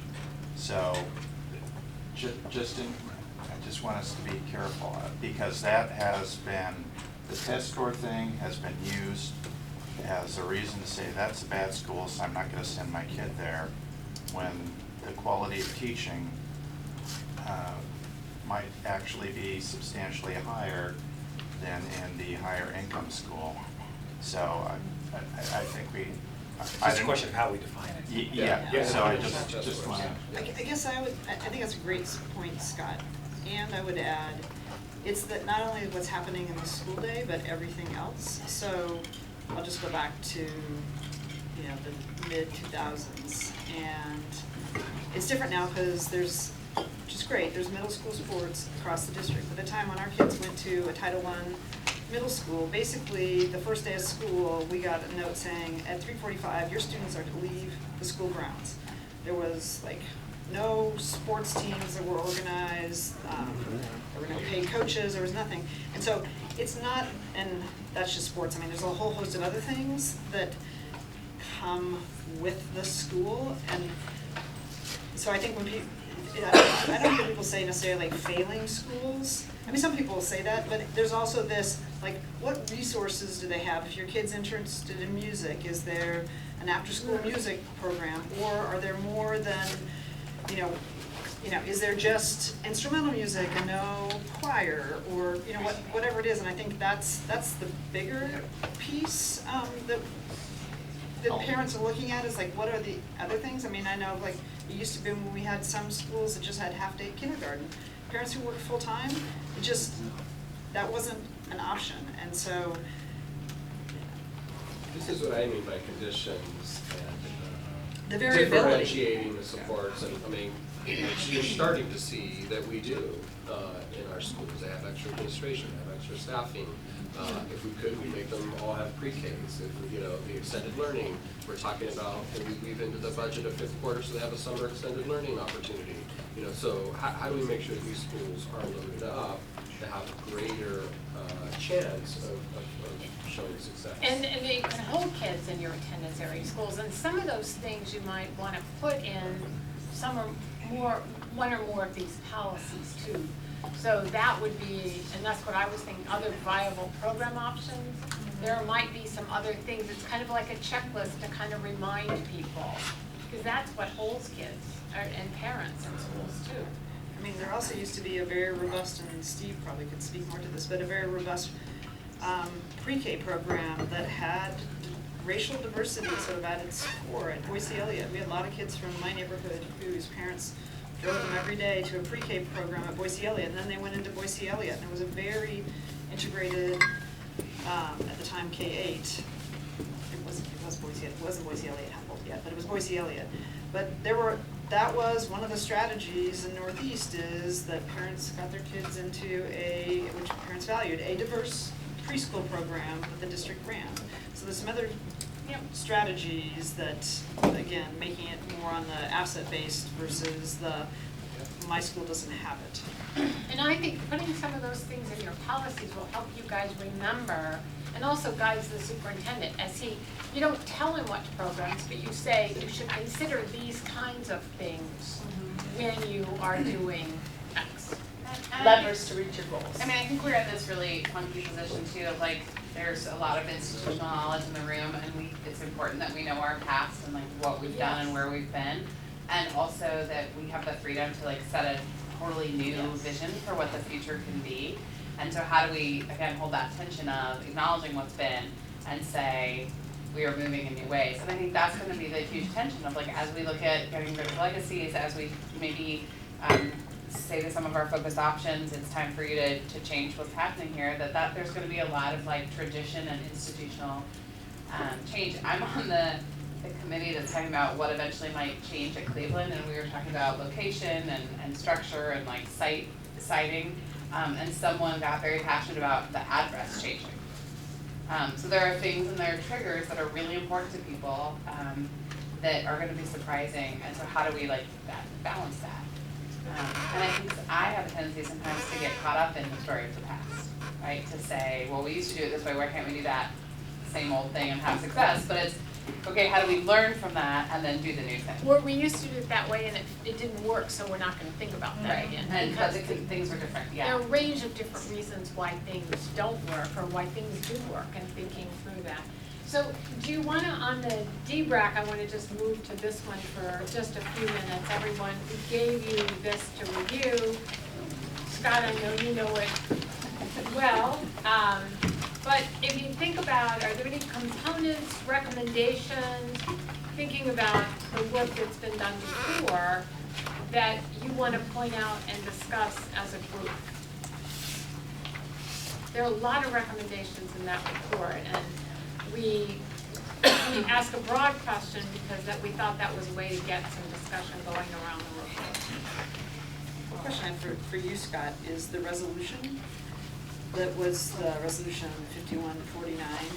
It says, the very last one, it says the board directs the superintendent to brief board members by November 2015 on the development of enrollment balancing scenarios aligned with the values and policy framework. Did that ever happen? Let's see, so the history and Judy. So, we were instructed initially to, this is really important, so take your time. So I'm telling my lived experience, and we're gonna do the whole district, and then about a month later, the orders came back of, well, I need a West Side plan, next month. And yeah, probably exaggerating slightly, but, and the next month was, it was like we got the order right about now, in the time of the year. So in terms of A, coming up with a plan, B, trying to do community outreach this time of year is a little nutty. And C, the turnaround time between getting a potential scenario and saying, can we do it somewhat differently, was several weeks. And so it was completely suboptimal. And then the board just kind of did what it wanted to do anyway after the recommendations came in. It was, I'll just say suboptimal. So when we're reading here, it looks like the superintendent at the time was supposed to be, were they supposed to be developing the enrollment balancing scenarios?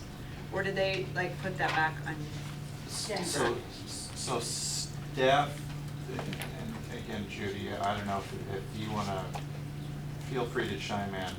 Staff developed scenarios, ran them by debrief, and we had community also very intensely watching. Got some feedback, asked some questions, ran into constraints several times. Figured out that there were some suggestions where you can't get there from here with a school bus, so that boundary change was not going to work. My lived experience on the west side actually helped communicate that. And then just kind of running out of time. And I'm sure staff felt that way too. So there was a recommendation that then went to the superintendent, and there may have been some modifications there, and then went to the school board, and there were more modifications there, and some unfortunate politics, and I'll just. So other reactions from board members on debrief? It's something to keep in the back of your mind. There was thinking that went through, and as you guys think through what you're gonna do next. but there are a lot of recommendations, and it's hard to tease out, I think, and distill one or two things. But I think you as board members can really look, there's a lot of recommendations in the body of it, and then there's the chart you can go to too, which I think you should take a look. All right, so now this is where we're gonna have a discussion. We've allotted an hour. If we need this, so we came up with 6 topics, issues, I don't know how to say, but we got, and we've already discussed some of them here, so we wanted to hear from you about what are our values and priorities, and I'm gonna go through each one of them, and then we're gonna discuss each one of them. We're gonna spend an hour, or less than if we're done. What are our values and priorities? Commitment to inclusive and equitable schools and programs, diverse enrollments, a portfolio of neighborhood schools, focused option schools / programs, and maybe I would add, after school and other programs as you think about that, given our discussion. K-8 and or K-5 middle school programs, optimal capacities for elementary K-5, K-8, middle and high school enrollment for programs and facilities, and that's particularly maybe important for you as you think about the bonds. What is an optimal size for a middle school so that you can offer equitable programs and the deep and rich programs, or a K-8 program, and then finally feeder patterns. So those are the topics that we thought when we kind of wanted to raise some things up based on what staff had heard you talk about. I read some things, read newspaper articles and talked to people. We just thought we would raise these up. Let's just talk, I want to hear from board members. What is your commitment to inclusive and equitable schools and programs? Committed to it? Do you think it's important? Does it make sense to you?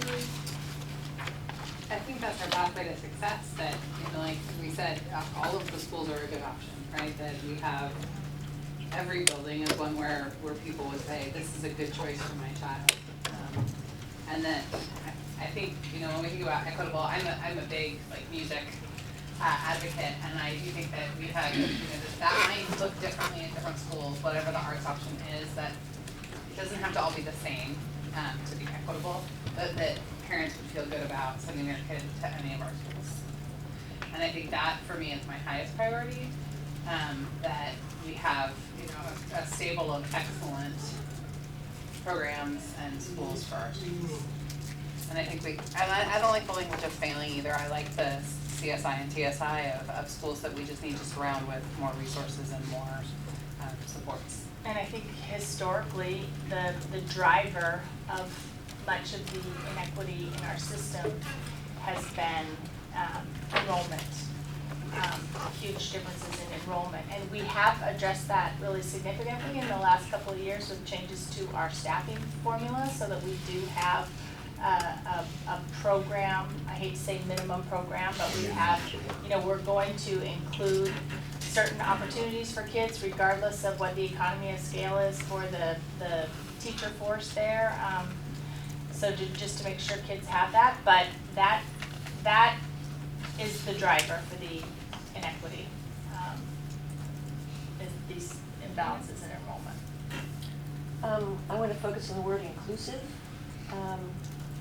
So, I would hope that we would have a pretty expansive view of what we mean by inclusivity. That would include all of the things that you talked about around equity issues. So not only racial and ethnic diversity, but also that kids needing special education services should be able to go to receive those services near their homes.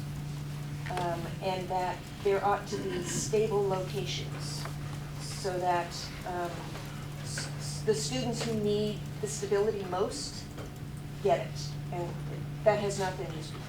We have schools that have gotten away with basically rejecting kids in their own neighborhood. and saying, we're not really set up to serve you, but there's a few other kids like you at the school over there, so why don't you go over there? Across town.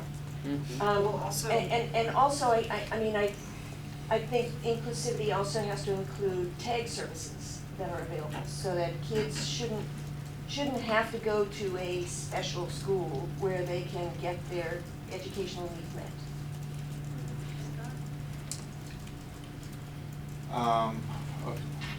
Overarching values, student outcomes.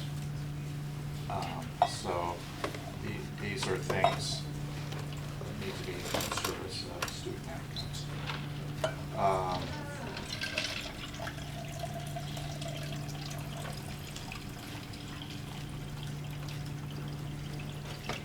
So I have questions about portfolio, the portfolio piece of that.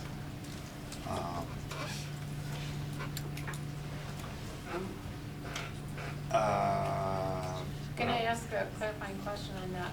Like, what does a portfolio mean? Is that what's your question or concern?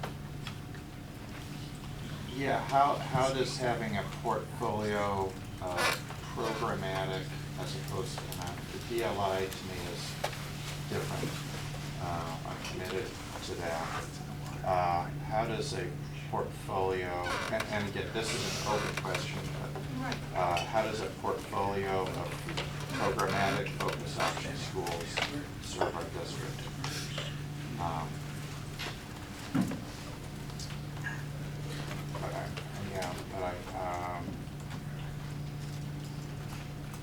All these others are where the conversation should be. I don't know. Can I just ask why you're committed to DLI, but not other alternatives? Because the research shows that DLI is the optimal way of educating our emerging bilingual students, and it has positive outcomes for both native English speakers and native Spanish speakers, or whichever language. In fact, more sometimes better outcomes than in a traditional school. But you haven't seen evidence for other programs having the same impact? That's correct. But am I right that DLI programs also have the same impact on neighborhood schools that we're talking about tonight? Absolutely, that they draw, that people And what I'm flee trying to from. get at is it gets back to this issue of what I hear you saying that I think I agree with 100%. If we can show positive outcomes for the students in these programs, it's something we should pursue, even though there may be some negative impacts on neighborhood schools, but we shouldn't pursue the programs that don't have positive student outcome. So, to me, I think we would need to show that that particular program meets students' needs that cannot be met in a neighborhood school. And I might be. Me too, I just was gonna say. I'm like completely in sync with what you're saying. That a DLI program, the uniqueness is in service to the native speaker, because a neighborhood program, if not their language, they're going to get less than they would get less in a neighborhood program. And I don't think there's probably not as much research, there's probably not very much research at all on non-language programs and the benefit to students of being in that program versus a neighborhood program. Does that make, it may be more interesting and engaging, but I'm not sure there's as strong a body of research as the dual language programs. Is that what you're? Yeah, and I'll probably walk that back, so that's just an out loud thing. So just one. Once we're off camera. So, yeah, right. No, but and again, I raise that as I'm more in the asking the question rather than saying, here's where I can. Yeah, no, I mean, it's really Yeah. interesting, that's why I was. But I would put that out there as something that we, if I posit that as, maybe that's one way to think about it, I'm willing to wrestle with that and be convinced one way or another. But I think we have some programmatic focus option schools where what's delivered is not anything that couldn't be done in a neighborhood school and does not meet the needs of students that couldn't be delivered in a neighborhood school. And I'm primarily talking through K through 5 right now. So I think there's a whole area there that we need to wrestle with, and again, I maybe end up in a slightly different place So than where I'm kind of. we had some reactions. Yeah, sorry, go ahead. I just say, I do eventually want to hear what Maxine has to say about any and all of this. I do Of the too. student voice, Me yeah. too. But I would say, I think, Uncharacteristically quiet. yeah. I know, I've been like, I'm gonna draw her out in a minute. I'm fine with that. She's like, I'm happy to be quiet. No, I'm happy to be quiet, but I'm happy to talk. So what do Someone you else think wanna of talk finish? first? I was Yeah, just you gonna go say, I think first. we need to be strategic about our focus options and not just have focus options because we've always had them, but to say, I think this is what you're getting to, what is serving our students, what is in pursuit of our board goals and the outcomes we desire for students. And to really examine like where are we as a district, and are these programs healthy and helpful, or are there places where they are bastions of privilege or any of the other There we go. parts of what we have struggled against as a district, and how do we disrupt those systems? And it's going to be painful. I mean, I think, I jokingly said to Craig, it's a good thing I've already decided I'm not running again, because my boss won't let me, but, you know, this is going to be a hard thing, but I think if we're really committed to those student outcomes and to our board goals, we need to be supportive of strategic changes to the entire system. And I think your statement is much closer to. Can I just on that, because first, I hope somebody captured what Ailey just said, because I like it a lot. But Yeah. I'm not, Yeah. so I'm not running again, was that the part you wanted? I think I got it, short and clear. But I think it's really important, because that for me, in terms of looking at this, right, I mean, I think the first thing is that our magnet program should not harm our neighborhood schools. And that's got to be the principle. However, if we can get beyond, I do think in a district of our size, there's value in innovation and creativity. And I see the magnet or focus option programs more as an opportunity to test out different models. So yes, it may work for some kids, but it may also be something that we take back and expand.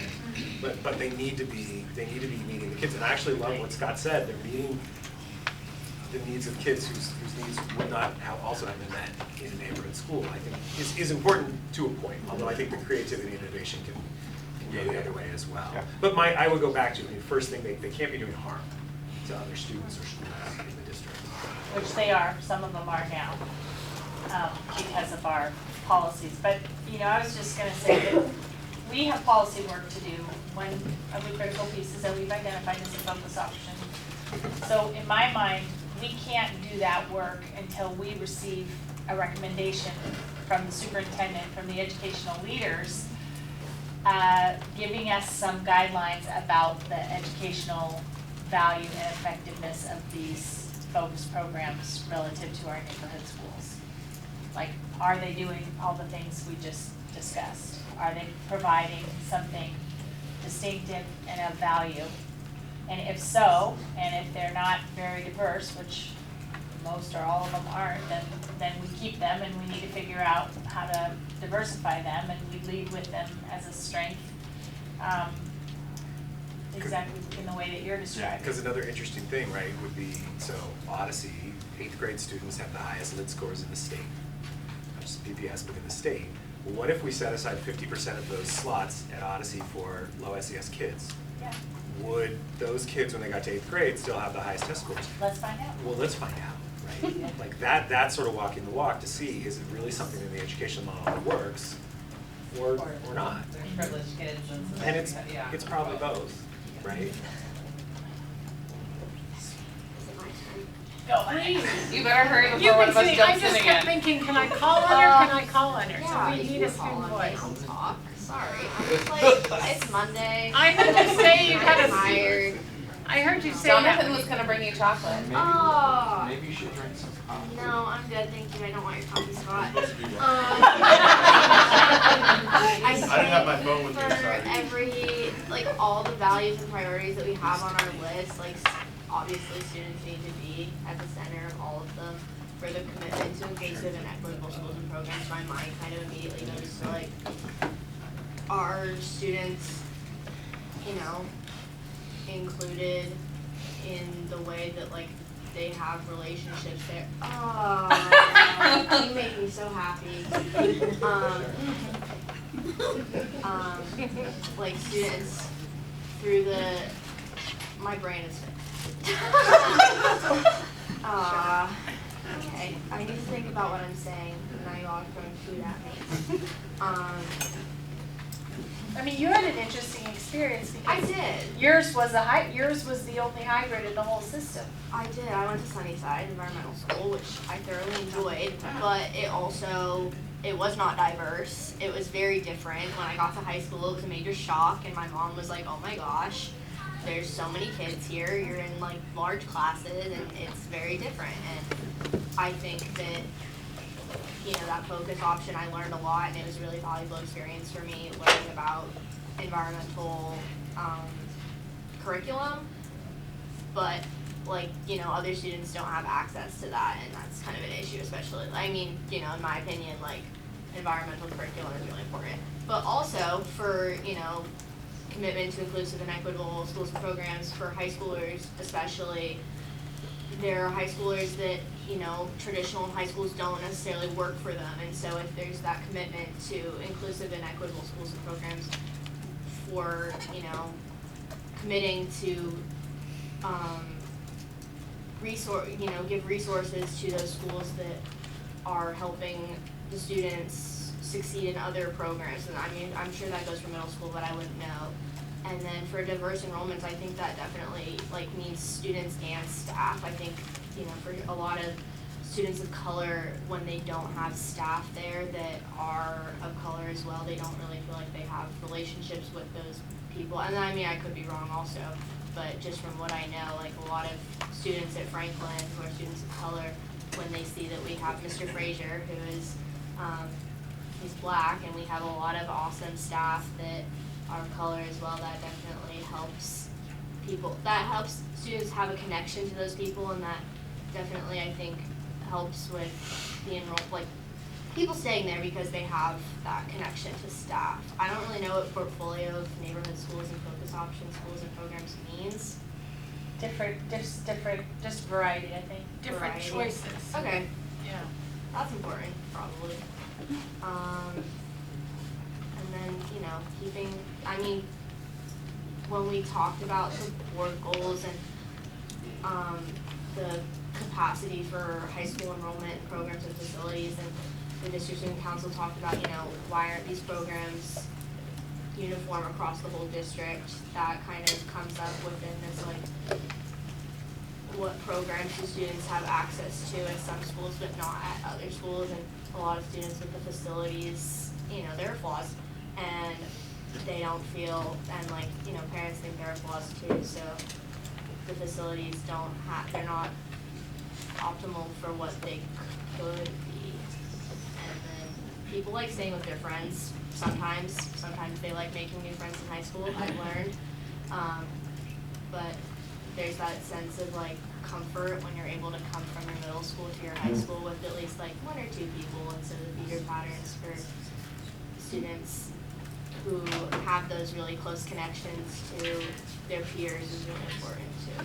How many people came from Sunnyside with you to Franklin? Quite a few. We have a lot, like, I mean, we kind of go everywhere, but I have people that are in all my, like, on my common law unit, there's one person who I went to Sunnyside with who I've known since kindergarten, which is a miracle to me. But we have a lot of students from Sunnyside. Sunnyside is like 99% neighborhood school. and Yeah, 1% it used to be lottery, Yeah. and then it changed It's right got after I a went in. very small number of. Yeah. That's my view. Thank you. That was good, thank you. So, values and priorities. So, I'm I'm not sure where else I'm gonna say this other than the slide, so I'm just gonna say it now, is that, I know that there is a finite number of staff capacity, and we could, this could be like a decade of work, plus for staff.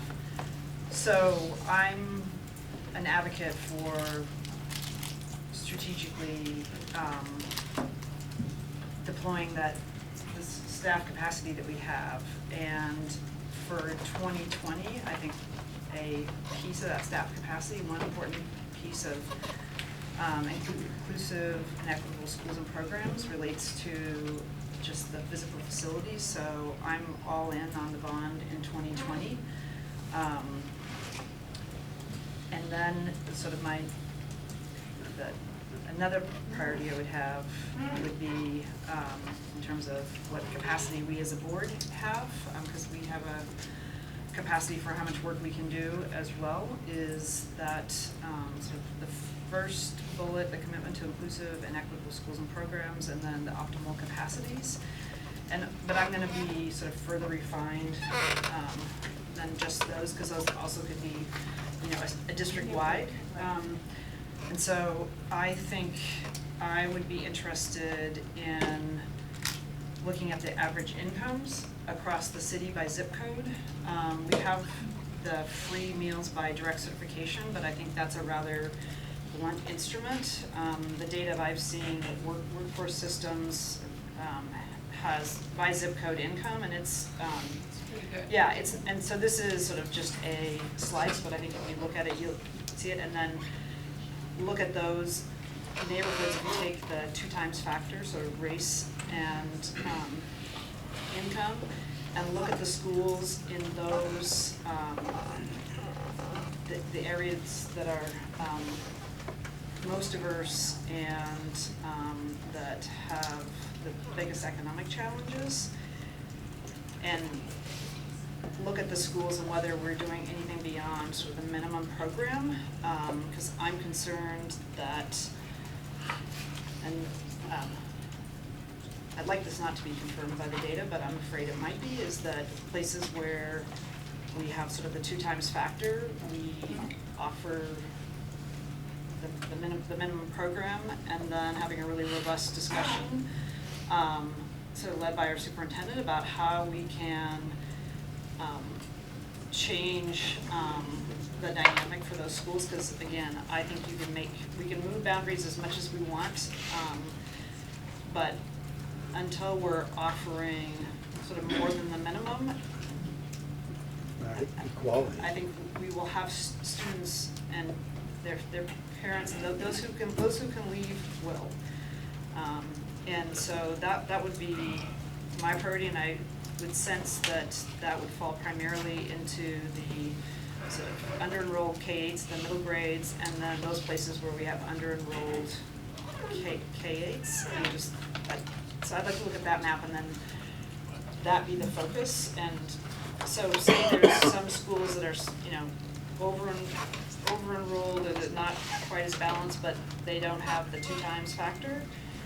Maybe that's a 2021, 2022. I know there's a lot of interdependencies, but if I had to prioritize, I would get after the students who are getting the minimum, who are the 2 times. And in conjunction with the bond program, because I do believe, I look at Franklin, and having a modernized high school, I think really has changed things in the neighborhood, and the commitment to your parents to send their kids to school there. They've got a strong principal, strong teaching staff, it's diverse, and they've got a modernized school, and State champions. yeah, that too. Right, twice, right? Well, She already I'm gonna throw it in whenever I can. I'm proud of it. She and the did. teacher of the year. Thank you. So I want to keep that coupled. I don't want to lose that opportunity to energize other neighborhoods in the same way. The way to prioritize. That was only 6 things that are directed for Well, she, No, but she kind of, there's actually 3. she weaved all the things, looking at this, and Yeah. kind of weaved them all in as I listened, in Okay. terms of how you felt. Bond, But- under-enrolled K-5s in the 2 times neighborhoods and the middle grades that are in the K-8s in the 2 times neighborhoods. And the board has spoken clearly about its goals for me. And so every hour that we can protect of staff time is going into upping the conditions in those schools and continuing to resource beyond the norm, which we've done under current scenario. We hope to really move on in the coming budget cycle and for the SIA requirements, because those schools today need a quality experience, and that's where we're going to put our energy. The discussion has been very helpful in sort of discussing the values and priorities of the student assignment system.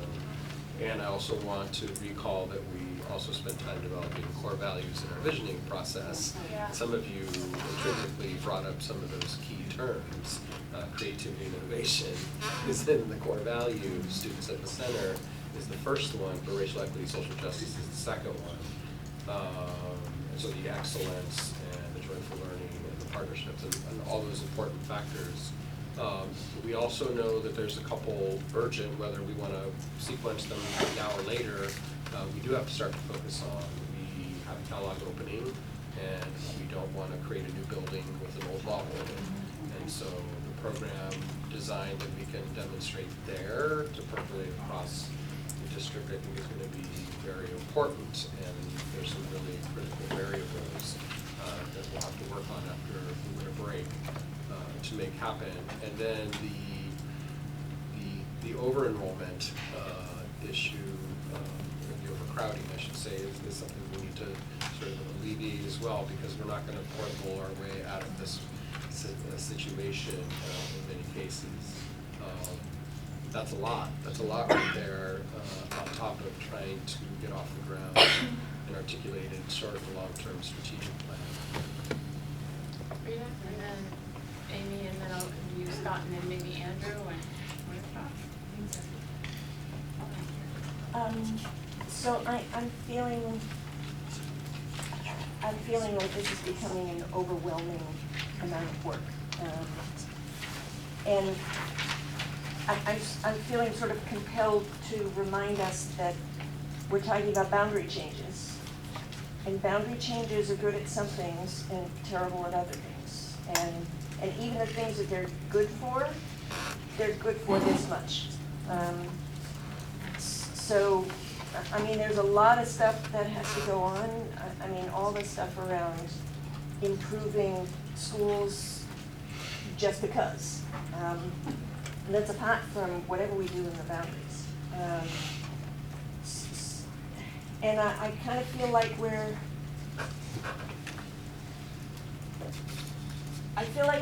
we need to decide whether we're going to kind of talk about everything all at once, or are we going to focus? Because, you know, we can talk all day, every day about the portfolio of schools. And I've been wanting to have that conversation for literally a decade. And I do feel some sense of urgency around that. But at the same time, that's a very big conversation. And I don't know that we have the capacity right now to have that conversation.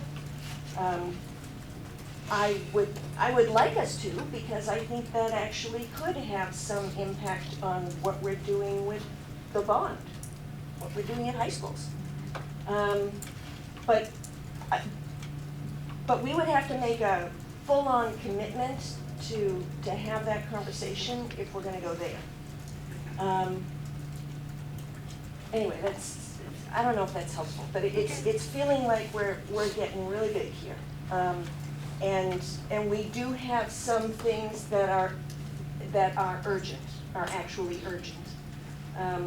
So as much as I agree with what everybody has said, I'm feeling like we need to remind ourselves what the urgent things are, and how we can deal with those urgent issues, or what role boundary changes might have in addressing those urgent issues. Yeah, I think we, tonight and at other times, have two parallel conversations that don't intersect very much. We talked about this a little bit in our policy committee meeting, but we talk about equitable offerings and, you know, what does that mean? Well, for an individual child, it means getting what he or she needs, which is the very intentional work of school improvement that is underway right now so intensively at our highest need schools. And to me, that's the most urgent work that we have right now. And then we sometimes have another conversation around equitable offerings that's really about a few electives at the middle grades, which is important because there have, or not just the middle grades actually, you know, all through K-8. That is important because there have historically been some really indefensible inequities, but we have worked to remedy that by making sure that there's base offerings in every school, and we need to continue to do that.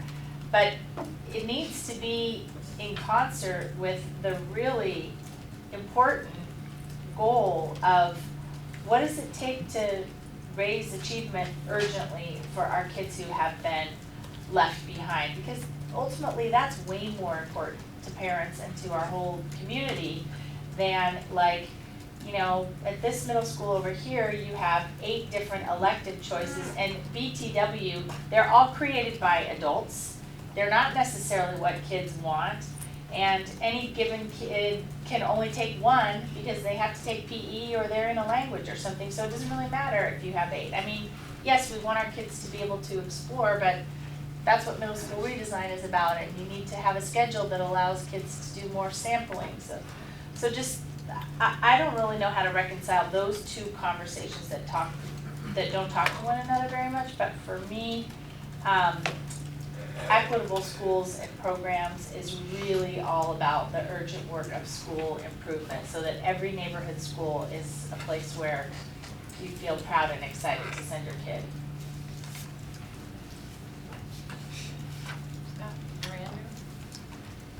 I just want to second what Rita said, because I thought it was a good frame to sort of, at least to pull me back to the problem we're solving with boundary changes is unequal enrollment because people have moved in population. That's what we're focused on. There's a lot of other things here that are issues we need to address in the system, but when we're talking about boundary changes, that's what we're trying to address, and then we apply these values as we look at different options. But it kind of pulled me back a little bit as we were talking about all of these issues in the district. I mean, the reality is, where are the places where that problem is most severe that we need to make those fixes? What are the options, and then how do we apply these criteria to those options? But to what everyone else said about the values and criteria, I think I guess I'm a little bit confused, if I can just maybe just ask, because I didn't view this as a conversation just about boundaries, because I think it's like saying we only have a hammer in our tool chest to me, and what I see in a lot of the schools in outer southeast, it's not going to matter to change the boundaries, and so I'd love to have the conversation about what actually our students have access to, because I do think it really matters. And I just, again, I'll go back to my kids at Hosford. It was like, here's the one elective, and if you don't like it, you know, or here's the one language, and this, you know, if you want to take another language, that's too bad. Or if you need you're a student who needs AVID, but we don't have it because, you know, we're an under-enrolled K-8, I do think it matters what's offered. So I guess I'm not sure I understood the premise was that we were just talking about boundaries. I thought we were talking about equitable programming. I don't think everybody. Well, to me, it's like boundaries is one way that we can, and I know there's some schools that is maybe the solution because you get more students, but in none of the K-8s is a boundary change going, except for the exception of Kellogg, because you've got a new school, but you could change the boundaries all you want, the K-8s, and you're not going to get a big enough school in which they have a big enough set of offerings that it does, and it does matter, because I mean, kids, basically, when I talk to some principals at K-8s and they're like, you know, kids really don't have electives, they just get told like, here's what, you know, the option you have, and they're more slotted into those classes, and those are sometimes the most important class. Well, we may, as parents, not think that's the case, because the core is the most important, but for some kid, that's what engages them. And it's maybe like, hey, we just have instrumental music, and you know, you wanted something different, but that's what we have to offer because we don't have that much. So I guess I want to just push back a little bit on the framing of the conversation being just about boundaries, because what I hear in a lot in East Portland is not about boundary changes, but about equitable programming. So my question on that is that equitable program piece. I mean, I think that's the work that our staff is doing. That's what, right? I mean, I feel like the boundary piece is one of the tools that we use to balance enrollment. And I feel like this is the disconnect we had at the policy committee the other night, is that we are just talking about the hammer. Like tonight, I mean, that when we talk about these policies and we talk about the boundaries, we are just talking about the one tool, which is the boundary. And that I think the conversation we have about what matters to us, looking at focus options, at those pieces, I think that's direction to the superintendent and staff about what our board values are that are in alignment with our district values, so they can go and do that work of critical targeted interventions that help all schools become excellent. So I think this is the conversation I think Amy was alluding to, that we have two separate ones a little bit. And where is the board purview in some of this work, and where is the superintendent's purview? And how do we say, we highly value that all schools are excellent and that there's equitable and inclusive programming, and we as a board support that work, but our work is that, you know, boundary conversations and those other specific tools that the board can wield. Policy Okay, calls, but which is why here's we're the thing here is- tonight, because we recognize that we couldn't do the policy, we couldn't do any student assignment work before we revisited the policies and discovered what our values and priorities are, which is exactly why we're here. There's nothing in any of the enrollment policies that's gonna help the kids who aren't in who are in outer southeast, who aren't in the Kellogg catchment area.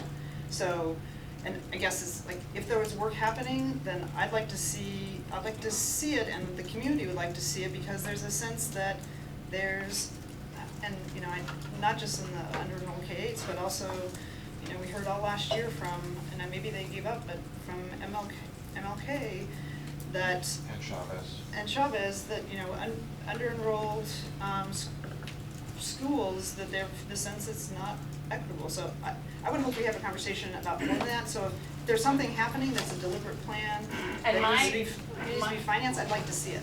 And my conversation with people at K-8s in Southeast has been that they see the strengths of K-8s. Like I've heard people talk about the positives that K-8s have for their students, and those other places where there are struggles. So that, you know, that the principal I talked to just this last week was saying, you know, these are all the reasons K-8 is the right answer for our students, and these are all the places where we need to ensure that students have success that we're working on. And so I think it's also, this is an ongoing conversation with lots of different community perceptions. So how do we say, we are talking about boundaries, we are talking about how we balance enrollment, and we are talking about that optimization of all programs.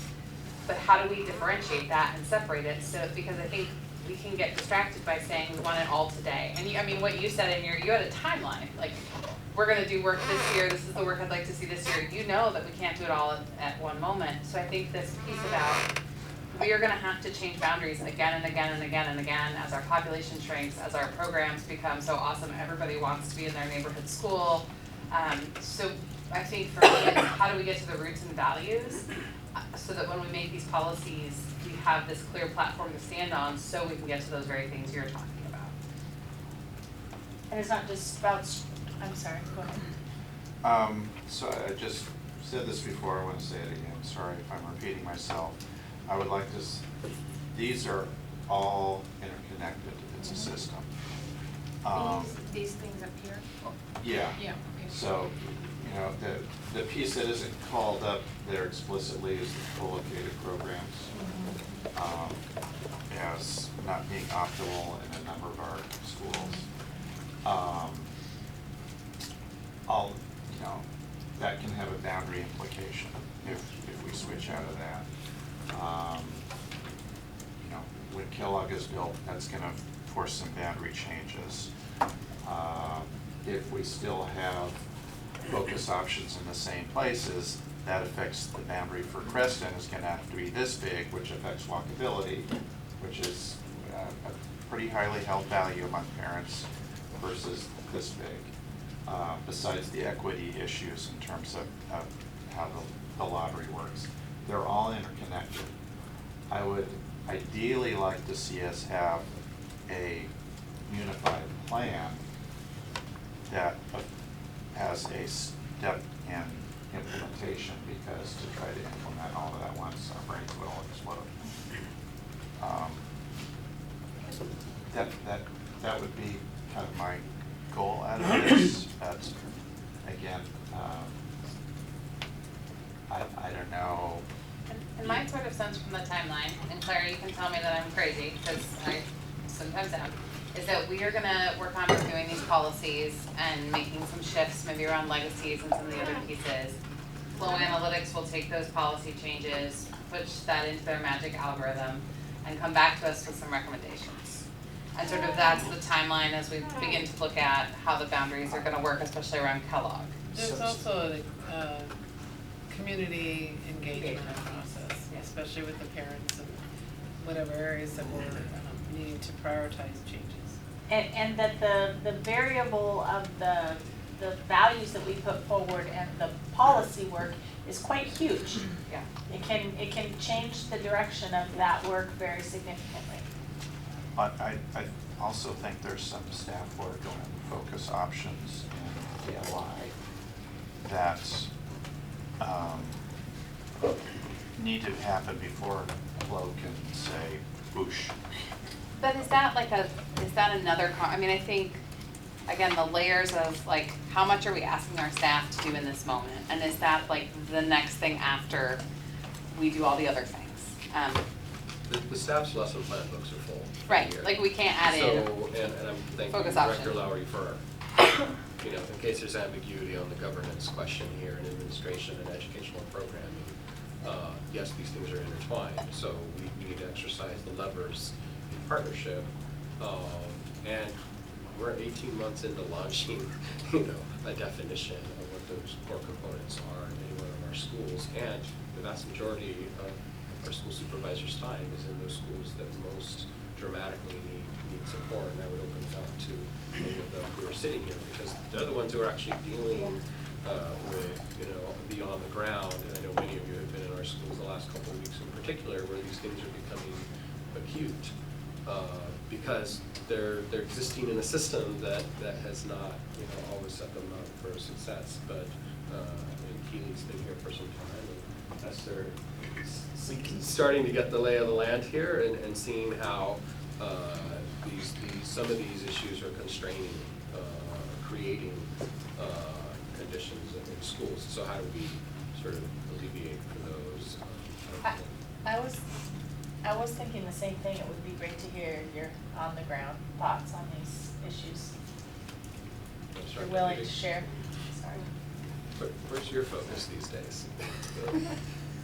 Absolutely. I mean, I think when we're talking about schools in need of improvement, you know, we're looking at almost a third of our schools that have been identified as needing improvement. You know, and a specific number of indicators ranging from mathematics performance to English language arts to attendance, you know, even to some around graduation rate. So when we're looking at how we approach that work, a lot of the work is specific to, you know, what we were talking about here, which is value and priority number one, which is a commitment to inclusive and equitable schools and programs. And that starts with, you know, what is our wraparound approach for how we're pushing into these schools, and not only pushing in support, but also how we're pushing in resources and services, capital into these schools, which, you know, we have been working on very, very hard and strategically on for the last, I would say, over a year and a half since most of us have gotten on board to start having this school improvement focus. When we talk about actually what the day-to-days look like, you know, we can talk from a curricular standpoint, we can talk from a student support services standpoint, in terms of what does the SEL wraparound approach look like in terms of what we're doing for those schools. But I think, you know, with Keely, who is specifically overseeing our CSI schools, and when we know, we're gonna have a board presentation, you know, coming up in a couple of weeks around our ESSA schools and our ESSA strategy, where we'll really be able to talk a little bit more in depth of what does that look like. But I'd like to hear, you know, Keely's perspective, just really quick in terms of what is that approach look like for CSI, and if you can just give us just a quick glimpse into what your work looks like on a day-to-day basis, working specifically with your schools. So for our CSI schools, we have one area senior director that's designated just for CSI school support. We have 7 schools that are identified as CSI, and then we have an additional 2 that are grouped with those 2 7, because we feel like we need the additional support. And so that's really what's different this year, is we have one person identified to work with that group of 9 schools. So they get extra professional learning, they get weekly visits by the area senior director. I'm there as much as I can. And the majority of my visits with them are, what do they need from us? How can we help them? What extra support, what extra resource, what professional learning do they need? They have gotten some additional resource this year. They all got an additional teacher, a licensed teacher there to act as a substitute, because they have some low fill rates for teacher vacancies during the day. So, I mean, to be brief, it's pretty targeted support, and then we spend a lot of time in our schools. We try to provide the equitable resources they need, and a lot of times that's support from us to the principal. It's walking classrooms with the principals. It's going in to see what professional learning their teachers need and making sure that we provide that to them. So, and like I said, Craig's going to go into a lot more detail here in a couple weeks at a board meeting, but that is definitely our focus, is our schools in need of improvement, which would be our CSI, and then our TSI too. But this year we've really been intentional around the support to our CSI schools. The board will recall last spring when you heard from some of our principals and the work they've embarked on as new leaders in these school communities. That's the work. That is the work, right? And that's what we're blocking and tackling and protecting and supporting as much as possible, because it takes time to establish those routines. And even for those schools that don't have that state designation, there are others that also need support and supervision. I don't know if you can say anything about some of the characteristics of some of the schools that you're putting a lot of your attention into. I do.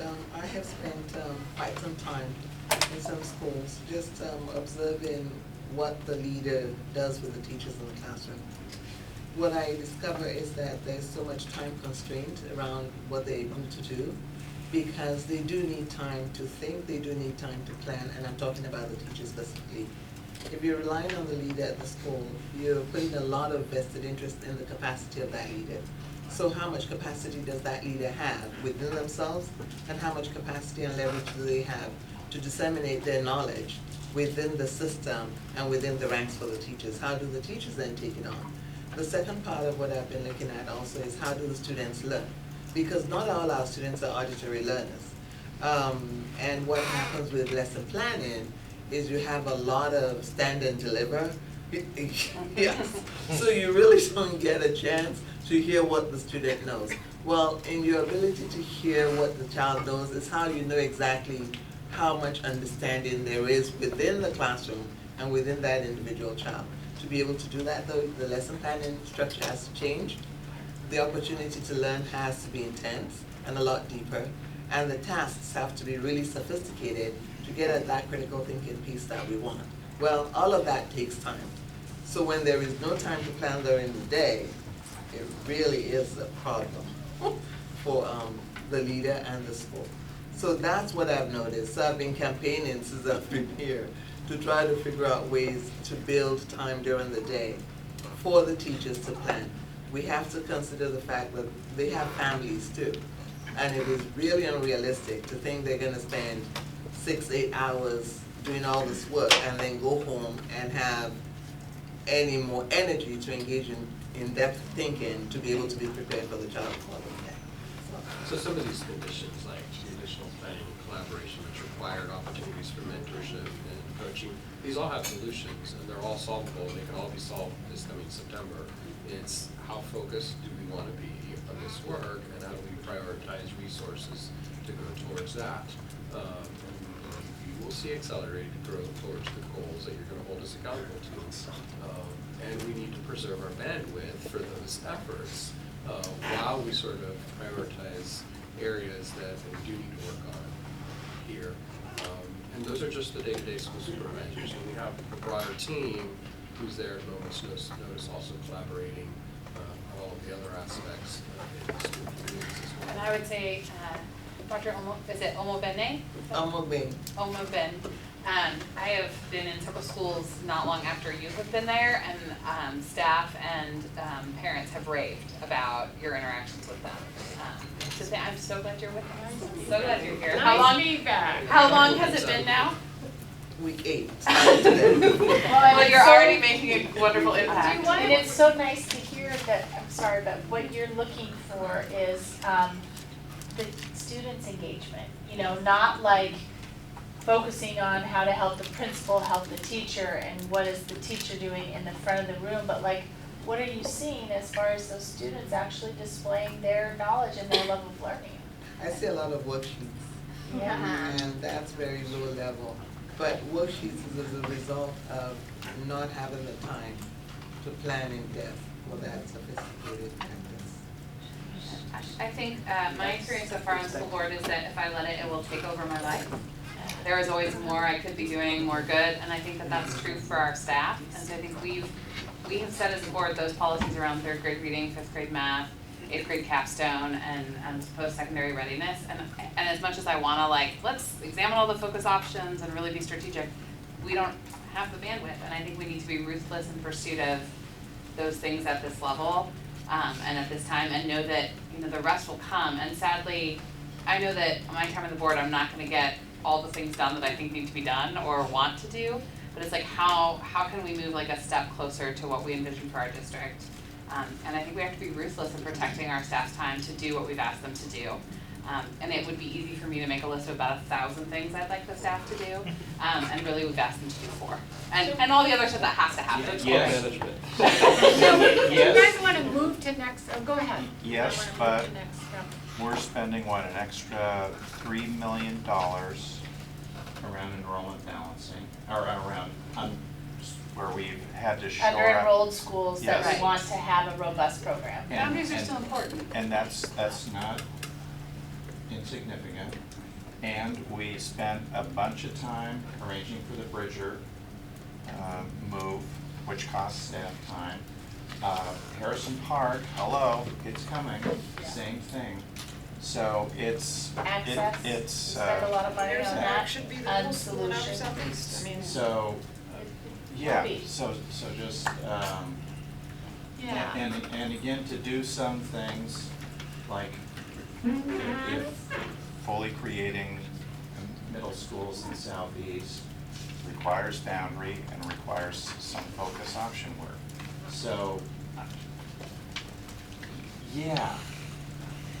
And there, $3 million, an extra $3 million to help with our CSI schools. That's nothing to say, well, we can't do it. It's one of those things, if we could get over that hump, we'd free up some resources and our work would be Rita, easier. before I move to the next step slides, because it does help bring some of this into focus, do you want to say something? Yes. Okay. So, She had her hand up and I thought she Yeah. wanted to, so. well, I always have something. So I'm actually already going to the next steps, and Should I go to that slide? sure. Nice segue, you guys are well oiled. Good job, Rita. Yeah, but you've got a slide on it, she's looked ahead. So the first bullet point here is update policies. And we've got a meeting soon. Next Monday. Yeah, and based on tonight's discussion, I'm not sure that I have a clear sense from the board about how we want to handle the dilemmas that are inevitably going to happen when we start looking at the policies. So there are things like, and I know this just from having worked on committees before about this stuff. So if you've got a value of diversity in terms of racial ethnic makeup, economic diversity, inclusion, you know, ELL, SPED, TAG, all of that. But how do you balance all of that? Because those are not all achievable, and there are the values that I think that have been embedded in a lot of the discussion. When you start looking at boundaries on the ground, they're going to be in conflict. So just for example, and if you want to increase racial ethnic diversity, and you want to have you want to increase socioeconomic diversity, and you want to have neighborhood schools, how do you do that when you've got a city with housing patterns that are deeply segregated? So how do you manage that? So, I mean, I think when we start talking about, you know, cutting and pasting and copy editing these policies, I'm not sure I know what to do. I don't know how the board wants to handle those dilemmas.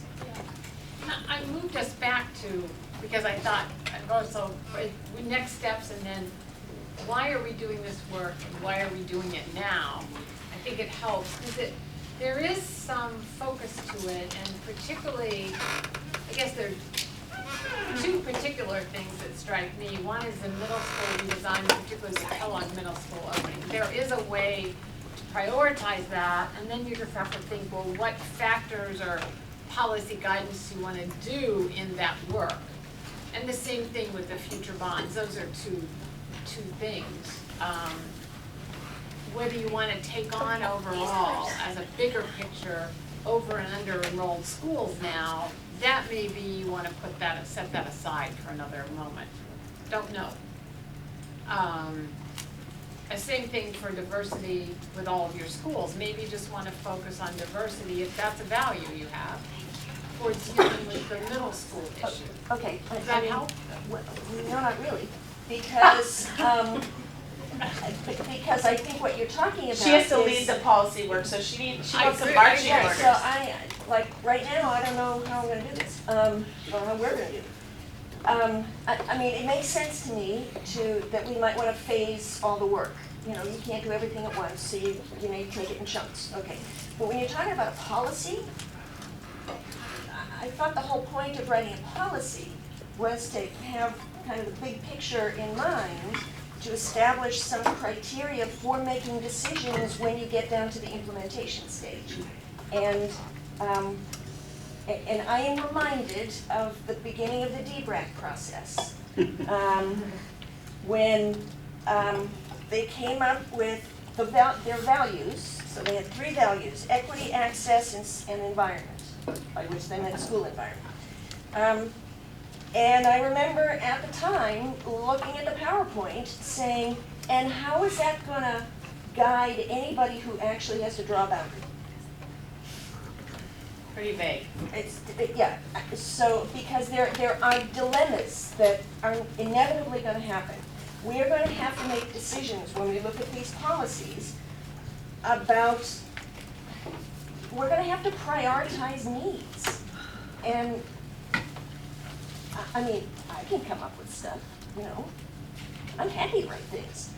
But, I mean, I was hoping that that we would get a clearer consensus from this discussion about, you know, in particular about how you want to change the policies. Okay, can And we take that for a second? So can everyone find their student assignment to neighborhood schools policy?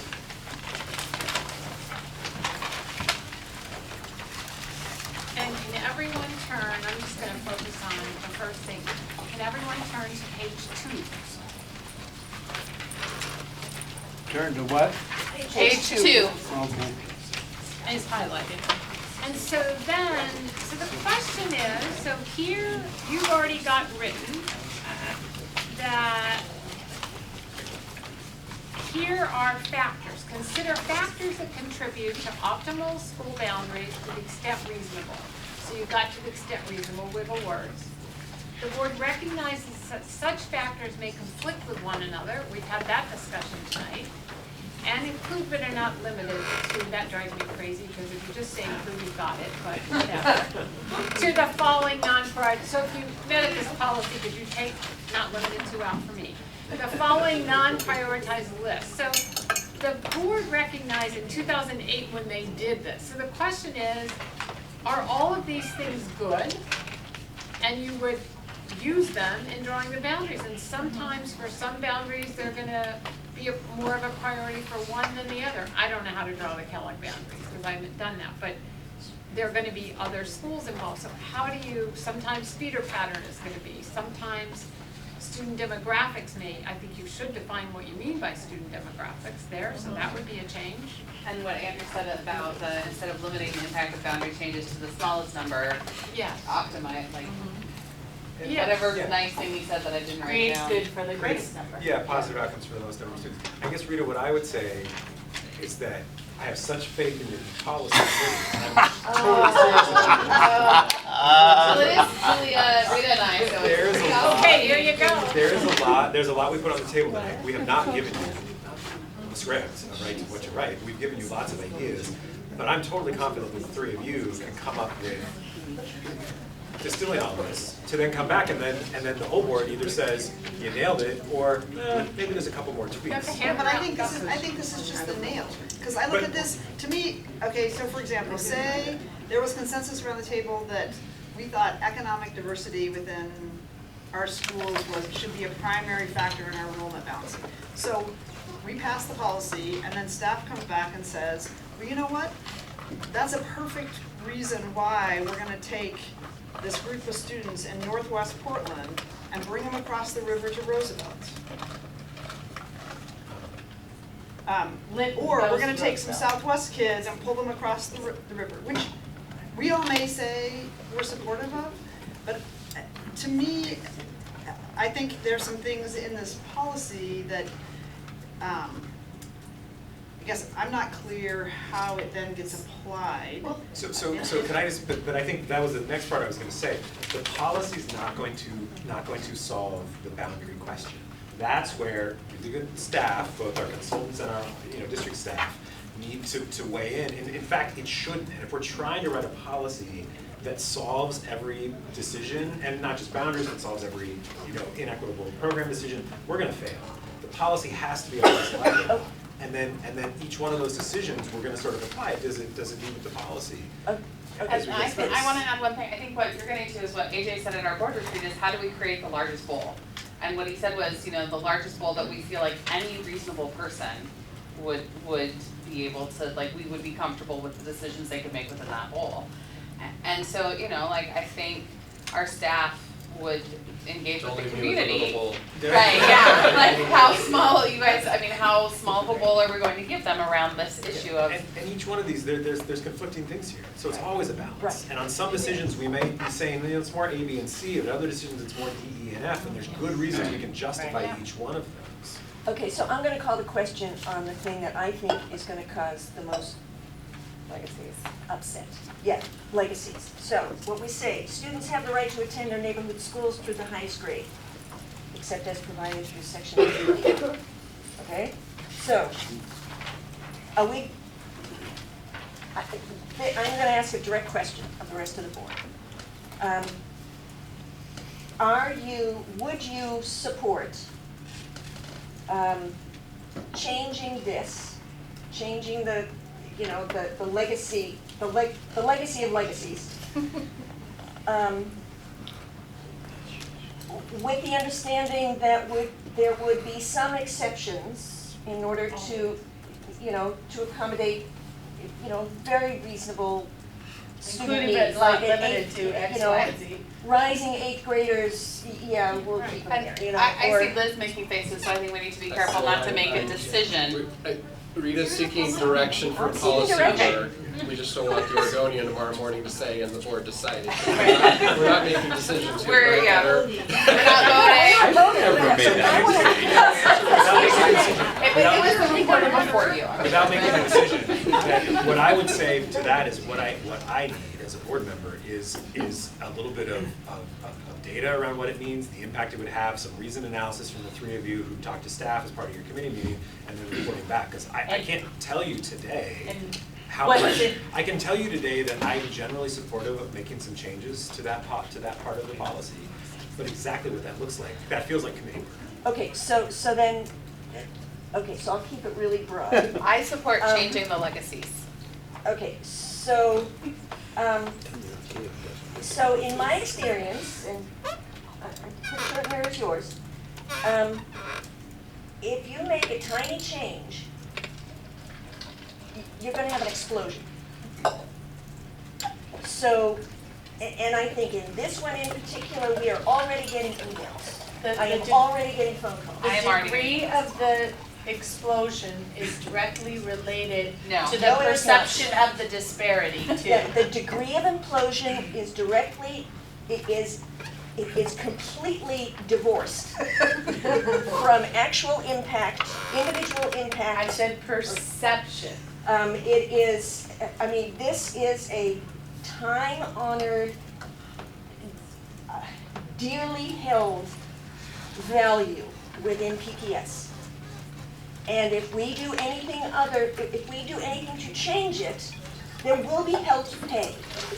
So this is the question I want to. Sometimes we get the reaction we expect. So I also Sometimes think, if we expect a better reaction, we Okay. so I also think, like, to me, it's not unreasonable if somebody has a sophomore in high school, that all of a sudden the board changes, you know, a long-term practice that you're gonna go somewhere else. I mean, I don't think it's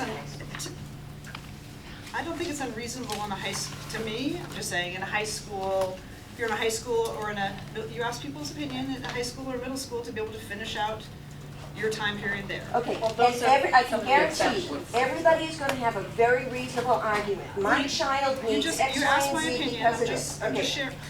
What I'm testing here is people's willingness to engage in this exercise in spite of inevitable political pushback. I'm in. Because if we're not willing to do that, let's end it here Are and be you done in, with it. Scott? I think in this particular case, and perhaps in others, that instead of a left or right, that there are arguments on both sides that are student-centered arguments. That Andrew's phraseology of the greater good for the most students comes into play. It's going visual. And I don't think we as a board would need to say this unless the board decides to suspend policy, which we can always do in a decision, or this unless the board decides. I'm not following you. I don't understand that Okay, either. so right now, we could do a boundary change and say, we're going to suspend policy, the policy that says you get to stay. And your SIBs get to stay. And your SIBs get to say that. We could flip it around to say, nobody gets to stay, or only 8th grade, or however you want to phrase it. Juniors and seniors. But we could also suspend that in certain cases where really the greater good is not going to be served by just moving everybody over. Okay, and I Can I finish? okay, sorry. Thank you. We'll go on and on. Okay, so I'm going on and on. Well, you know, Julie asked for an explanation. I'm trying to explain it. I think she's got it now. I'm Carry saying I don't know that we need to polarize it. And that So could Rita, you save. just gotta come back, you and your committee have to come back with a proposal. So, And Okay. So the other question I have, which,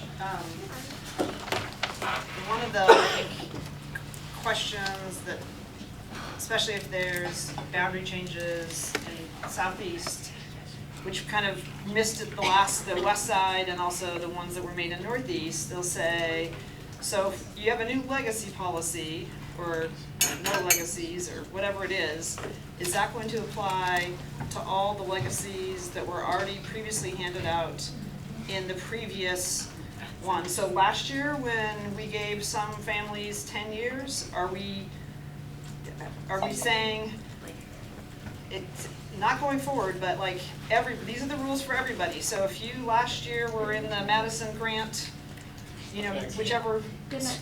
Good night. Good night. Do you have any parting words? No. It's huge. It's a huge equity issue because it's sort of like, well, a bunch of people just got locked into, you know, a decade into a particular pattern, and now you're coming and saying, hey, you may be in the midst of high school and you don't even get to stay. So, I mean, this is a really important question to talk about early on about how if it's a rule that applies to everybody, regardless of when the decision was made.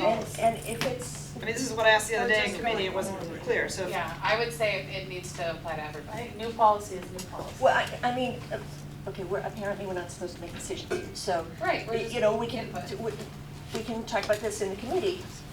What I'm saying is, pretty much, if we change anything, there's gonna be hell to pay. And I just wanna know. Asset-based mentality. Okay, I have been there and back. I know what we're facing, and I am. And we know what the status quo is getting us. And we know what the status quo, so. Right. So if, Are we gonna be brave? are you gonna be brave or not? Pick one. But Yeah. part of it's Well, also that's like a defining the false- problem and really talking through why and the Right. rationale. Yeah, exactly. 'Cause I don't disagree with you, With there's the gonna be community. backlash, but it's gonna be way less if we go into it really clear, like, this is the problem we're trying to solve, this is the rationale, these are the solutions we're coming up with. It's not perfect, it's not gonna be, you know, everything's gonna be great, but we think that will play a lot better. And I think your Change is in point. service to what? And I think your point, Julia, about how we do this equitably and how we have conversations with families that feel like they maybe were promised something else recently, and how we look at high school and all of that. I mean, I think that's the work of our committee to say, what really is an equitable policy, what really is best for these students, so that we achieve the student outcomes we're in service of. And just for point of information, lots of districts, when they do high school boundary changes, will grandfather or grandmother juniors and seniors. And there are reasons for doing that. They may or may not grandfather rising 8th graders in middle school, and they may or may not grandfather rising 5th graders, but they don't do every grade. It's a pendulum. We're over here. We don't have to swing all the way over here. Right, We exactly. can swing part way back. So it And sounds I like look you're forward open to to your committee swinging, is that what you're telling saying? us, Yeah. I'm open to swinging. Okay, no, I didn't mean it the way I'm that's. open to the pendulum. So It's late. Does that help? I just feel like we almost wrapped up. Does that help, sort of? I mean, it we is, get that quote from everything Oregon? about boundary changes is hard. There's nothing that's easy about it. But it's all easier when when offerings are more equitable and when schools are incrementally stronger. And where you guys have agreed on the values and priorities, right? I mean, that's part of why we wanted to review these policies. This is what's out here, this is what's gonna guide. So to the extent you need to tweak some of these, which I think you do, you should do that. You guys then have buy-in for that, and then you move forward. I guess I'm not quite clear after tonight what the priorities are, so we looked at the factors, but that's not really the priorities, so like, why are we doing this work? Like, where are the under-enrolled, the over-enrolled? Like, what are we trying to fix? And- Populate Kellogg. Well, so that's one thing, and I guess I would like to know, like, what it is we're trying to fix. I guess this, back to Andrew's point, what are we trying to fix? Where's the data? Full first bullet. So where are all those schools? And I'd be interested with them, if we're gonna be using the lens, overlaying income over that, just in a sense of prioritization and race as well. Because to me, that doesn't, I'm not sure what that. So the missing bullet is co-location. That, to me, there's a couple of co-located schools that we need to look at. Like, we changed Rigler, and I think that had that was a really positive thing to do for that school. I think there's some other schools with this, in the same boat that we should look at. So that's something you want staff to look at and come back to you with, or what? We haven't really discussed it, but That's a lot of analysis. it is a lot of analysis. That's why I think It's not we. really for policy. And so we were, But what schools are here? I mean, if you're asking us to go out and like talk to our communities, which is what the community engagement is gonna be about, and selling, why this is, to use Andrew's word, like better for the greater good, like what is it we're trying, where is it that we've got a problem? I know some of the places, I mean, I could articulate the set of places where I think it needs, but I'm not sure from reading that slide that we're all in a. Do we need to articulate every one of those places now? I mean, you know some of them, I know some of them. But I also Well, I'd like to have a Yeah. sense of what it is we're, like, what we're trying to accomplish, because We're trying to create a framework to analyze the hot spots. because otherwise it's sort of like, we're changing this policy to irritate a lot of people, versus we're changing this policy because we know this school has, is 200 over capacity and the, classrooms are bursting, or these 5 elementary schools, those kids are not getting an equitable education because they don't have, the minimum number of students to even run a viable program. And I think while that narrative is really important as we do our community engagement, I see this policy work as thinking about not just the moment and the problems we're trying to solve, but what kind of values do we have going forward, and how do we strategize and plan for the future? And so that this policy should be something we can come back to and that will be refined, but will be, a stable base to build on. And I know that legacies, like Llewellyn had a big boundary change, that's where my daughter went, and looking at the numbers of students who are now in the Dunaway but still came to Llewellyn, and the effect that had on class sizes and staffing allocations and the struggle of that we lived out.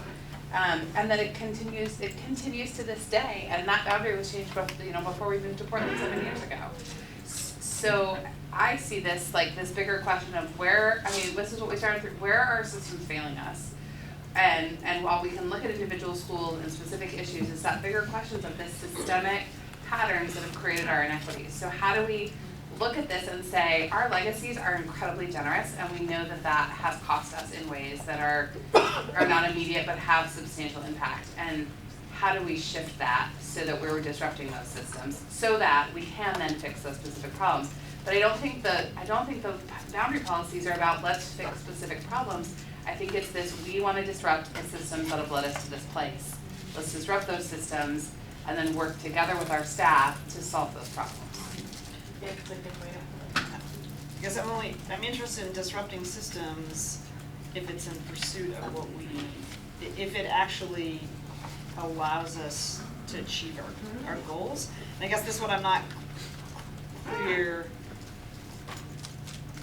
again, it's like the hammer when we need potentially a fuller array. Because I see the boundary policy helping the students who in Southeast who aren't going to be potentially in the catalog, because you can only put so many of those K-8s in the. But that's also partly creating a false dichotomy about the experiences in different places. Like if you go, everybody wants to be in a new facility, so that's not a great example because the building itself is a draw, but it's also about improving the experience in K-8s, and it's not, I think we want to get away from creating or perpetuating these win-lose scenarios. Well, but that's exactly what I'm trying to get after. For example, say we have a bond And you know that Harrison Park used to be Binsmead.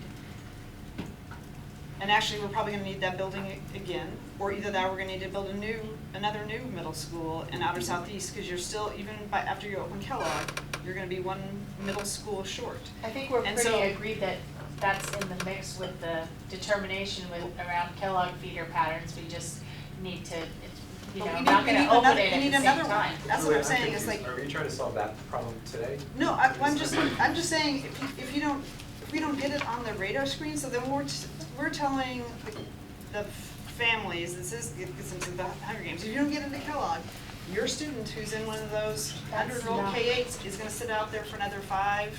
But that's the years. opposite of what we're telling them, because we're investing in those schools as well, so we're not creating this false dichotomy about what those experiences are. And yes, we're moving toward that reconfiguration, and yes, Harrison Park is the domino behind Kellogg, most likely, but also, like, what are we doing to create, the right middle grades experience? But if you don't have a which is- building and you don't But it's start also thinking about about the what's going, investments. it's about what's going on in the building. That's what the So, whole Julia, I think- middle school redesign. There's policy work and then there's actually the process. And what I'm hearing from you right now sounds more like the process rather than the initial policy work. I'm fine with the policy work, but I don't see the policy work actually, I'm trying to connect it to, like, how does it then solve some of these So, huge inequities that Policy exist? work is not going to be the solution for all the issues that are out there. Policy creates an overarching method for us to do the work and sets, some. I'm in complete agreement with you. Right. That's what I'm And worried about, is that the- there's not a path to get kids into an equitable middle grades experience. Well, but in that, I Southeast. mean, Superintendent, do you wanna speak to the whole Well, I theory mean, around if middle the- school, I mean, the middle school work? It's not about a building. Well, It's about it is about a experiences. building, frankly. I It's mean, about experiences for kids. Okay, It we is gonna be about a building. So, Julia, the second bullet have a difference here- of opinion here, and that's something that we I mean, should I think come back to. I think we're marching toward reconfiguration too, but I think we're also like reimagining what is that experience for kids, and is it equitable, and is it what they want? We know that our middle schools are far away from that right now. We don't wanna replicate what we have in our middle schools right now. So what, our next steps are looking at so policy. you've heard me on numerous occasions talk about our commitment to middle school redesign and our desire not to rush to open buildings as we could afford as a new administration doing. And that's been a struggle to recover from. And so it's not just about identifying buildings, it's about having an educational program specified and articulated. And so that's the work. We're well aware that that's the work that we need and our community is doing. And we want to sequence that with all of the other things that we want to accomplish in the next 6 months as well.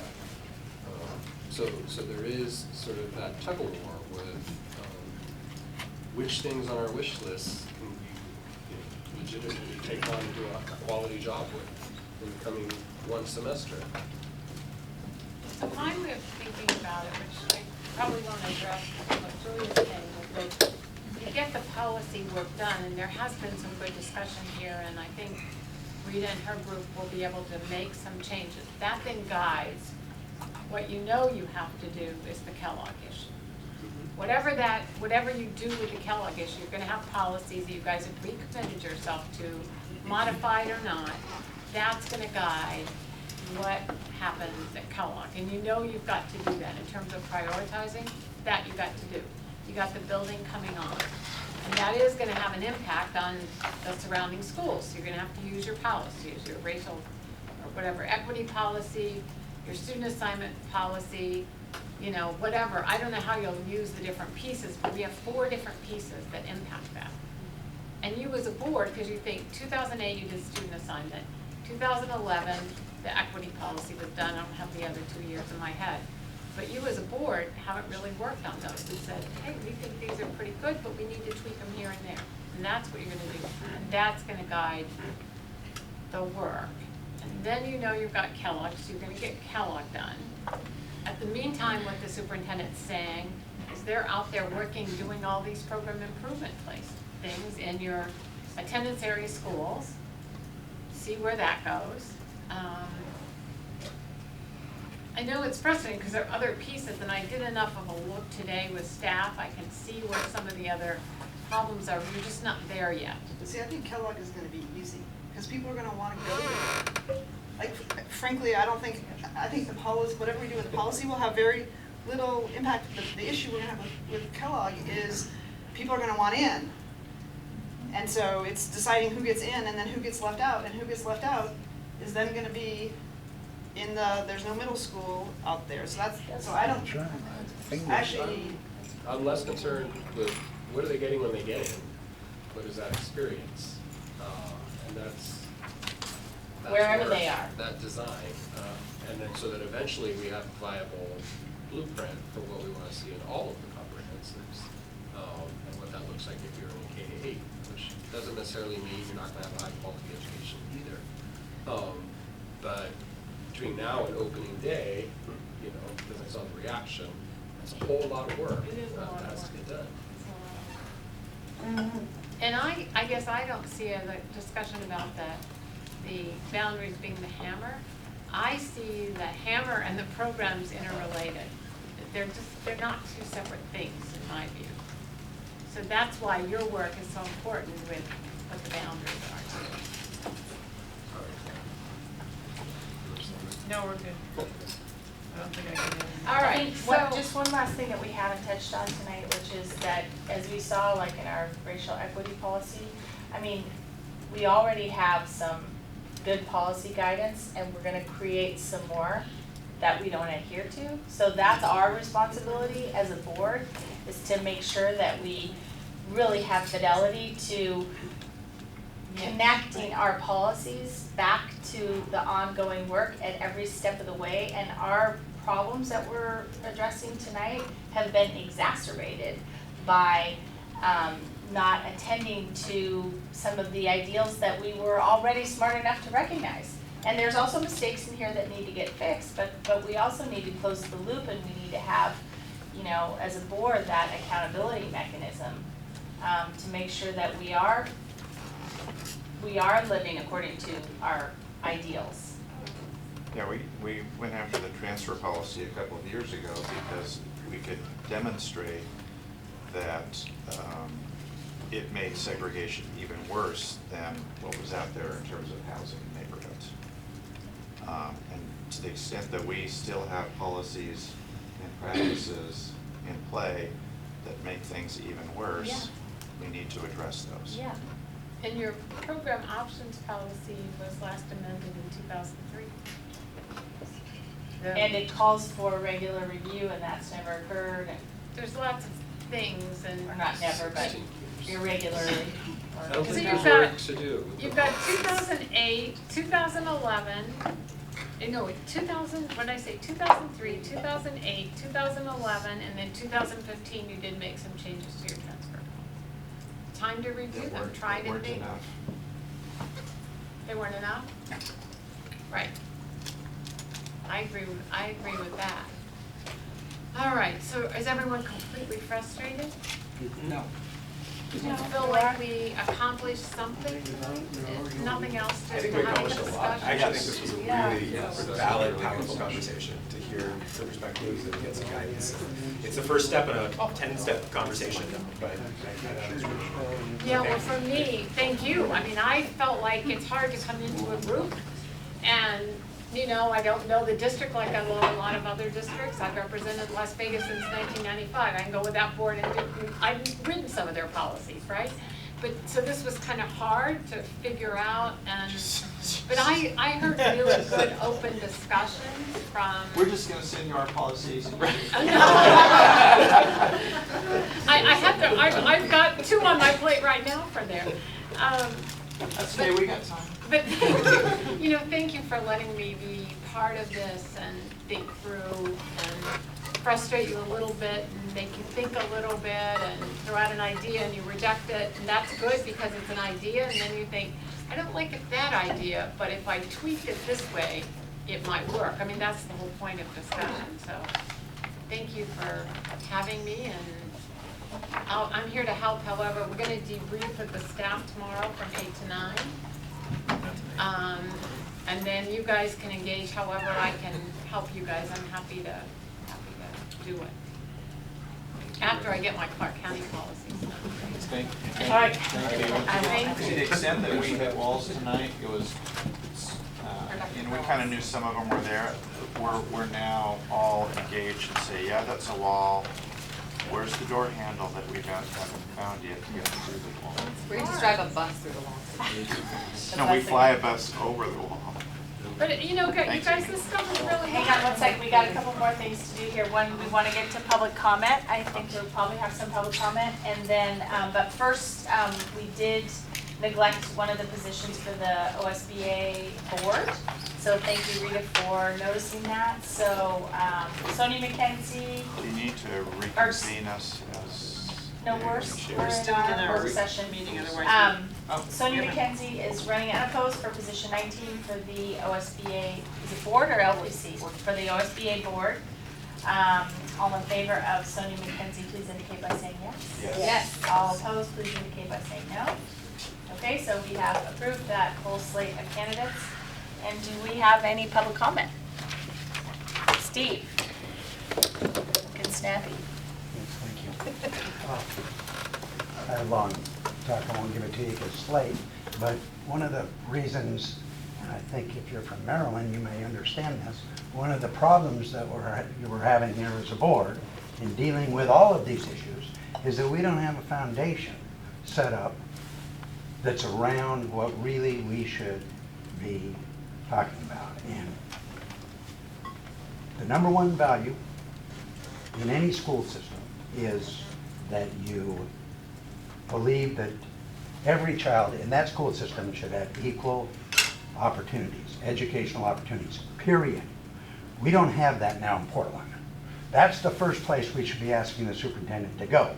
That's the first place. And the second place is once you establish those equal educational opportunities along with that, and that would then allow you to establish equitable opportunities for children who need special help. And then the third place you need to go is to look at what's all these other things out in your schools that are happening. How many are you at? Is this school going on all these field trips and this one is not? Is this doing that? You have to lay that foundation. Right now you're trying to build a house on wet sand because you don't have a foundation. Wish you did. You got rid of that. They had one. They were working on that. The district was working on that to do that. And then in the last 2 years, you've gone away from that. And so instead of going for equal educational opportunity for all children, and you have to look at the children themselves, not the school necessarily, the children, you can look at the school, but you've got to get down to the children level. Is it equal? Do I have PE as much as this school? Do I have these things? Do I have these things? Do I have these things? And that's where you need to go. And you're not anywhere near that.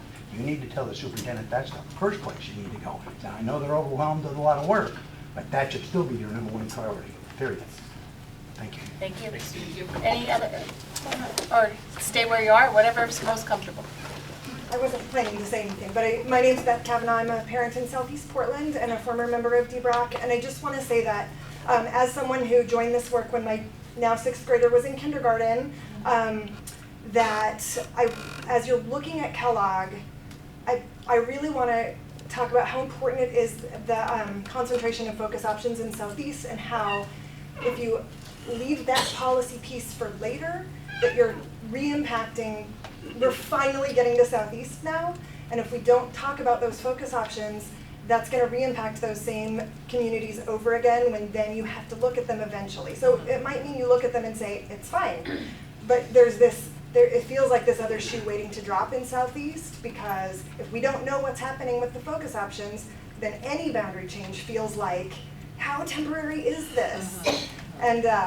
And then feeling like if policies are changing so kids are maybe not staying in their school till the highest grade, then it's like that's even scarier, feeling like, well, then it might change in 2 years when we do focus options finally. Or, that's just something to consider with putting that focus options towards the priority list. Jessica? So backing up what Beth says. Can you say your name? Sorry, my name's Jessica Coley, sorry. I knew that. Backing up what Beth says, adding focus options in front end is so important because the resources are so scarce.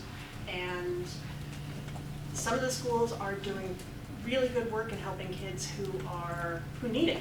I mean, I am pro alternative options because you need schools for the kids who don't fit, or for the kids who are just thinking different ways.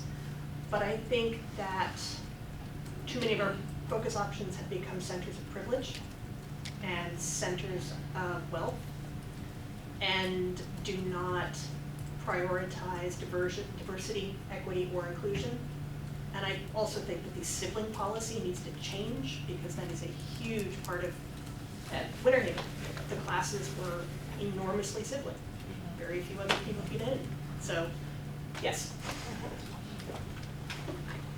Anyone else? And you need data. They're effective, it'll show. Yes. Thank you very much. Thank you, everybody. Thank you.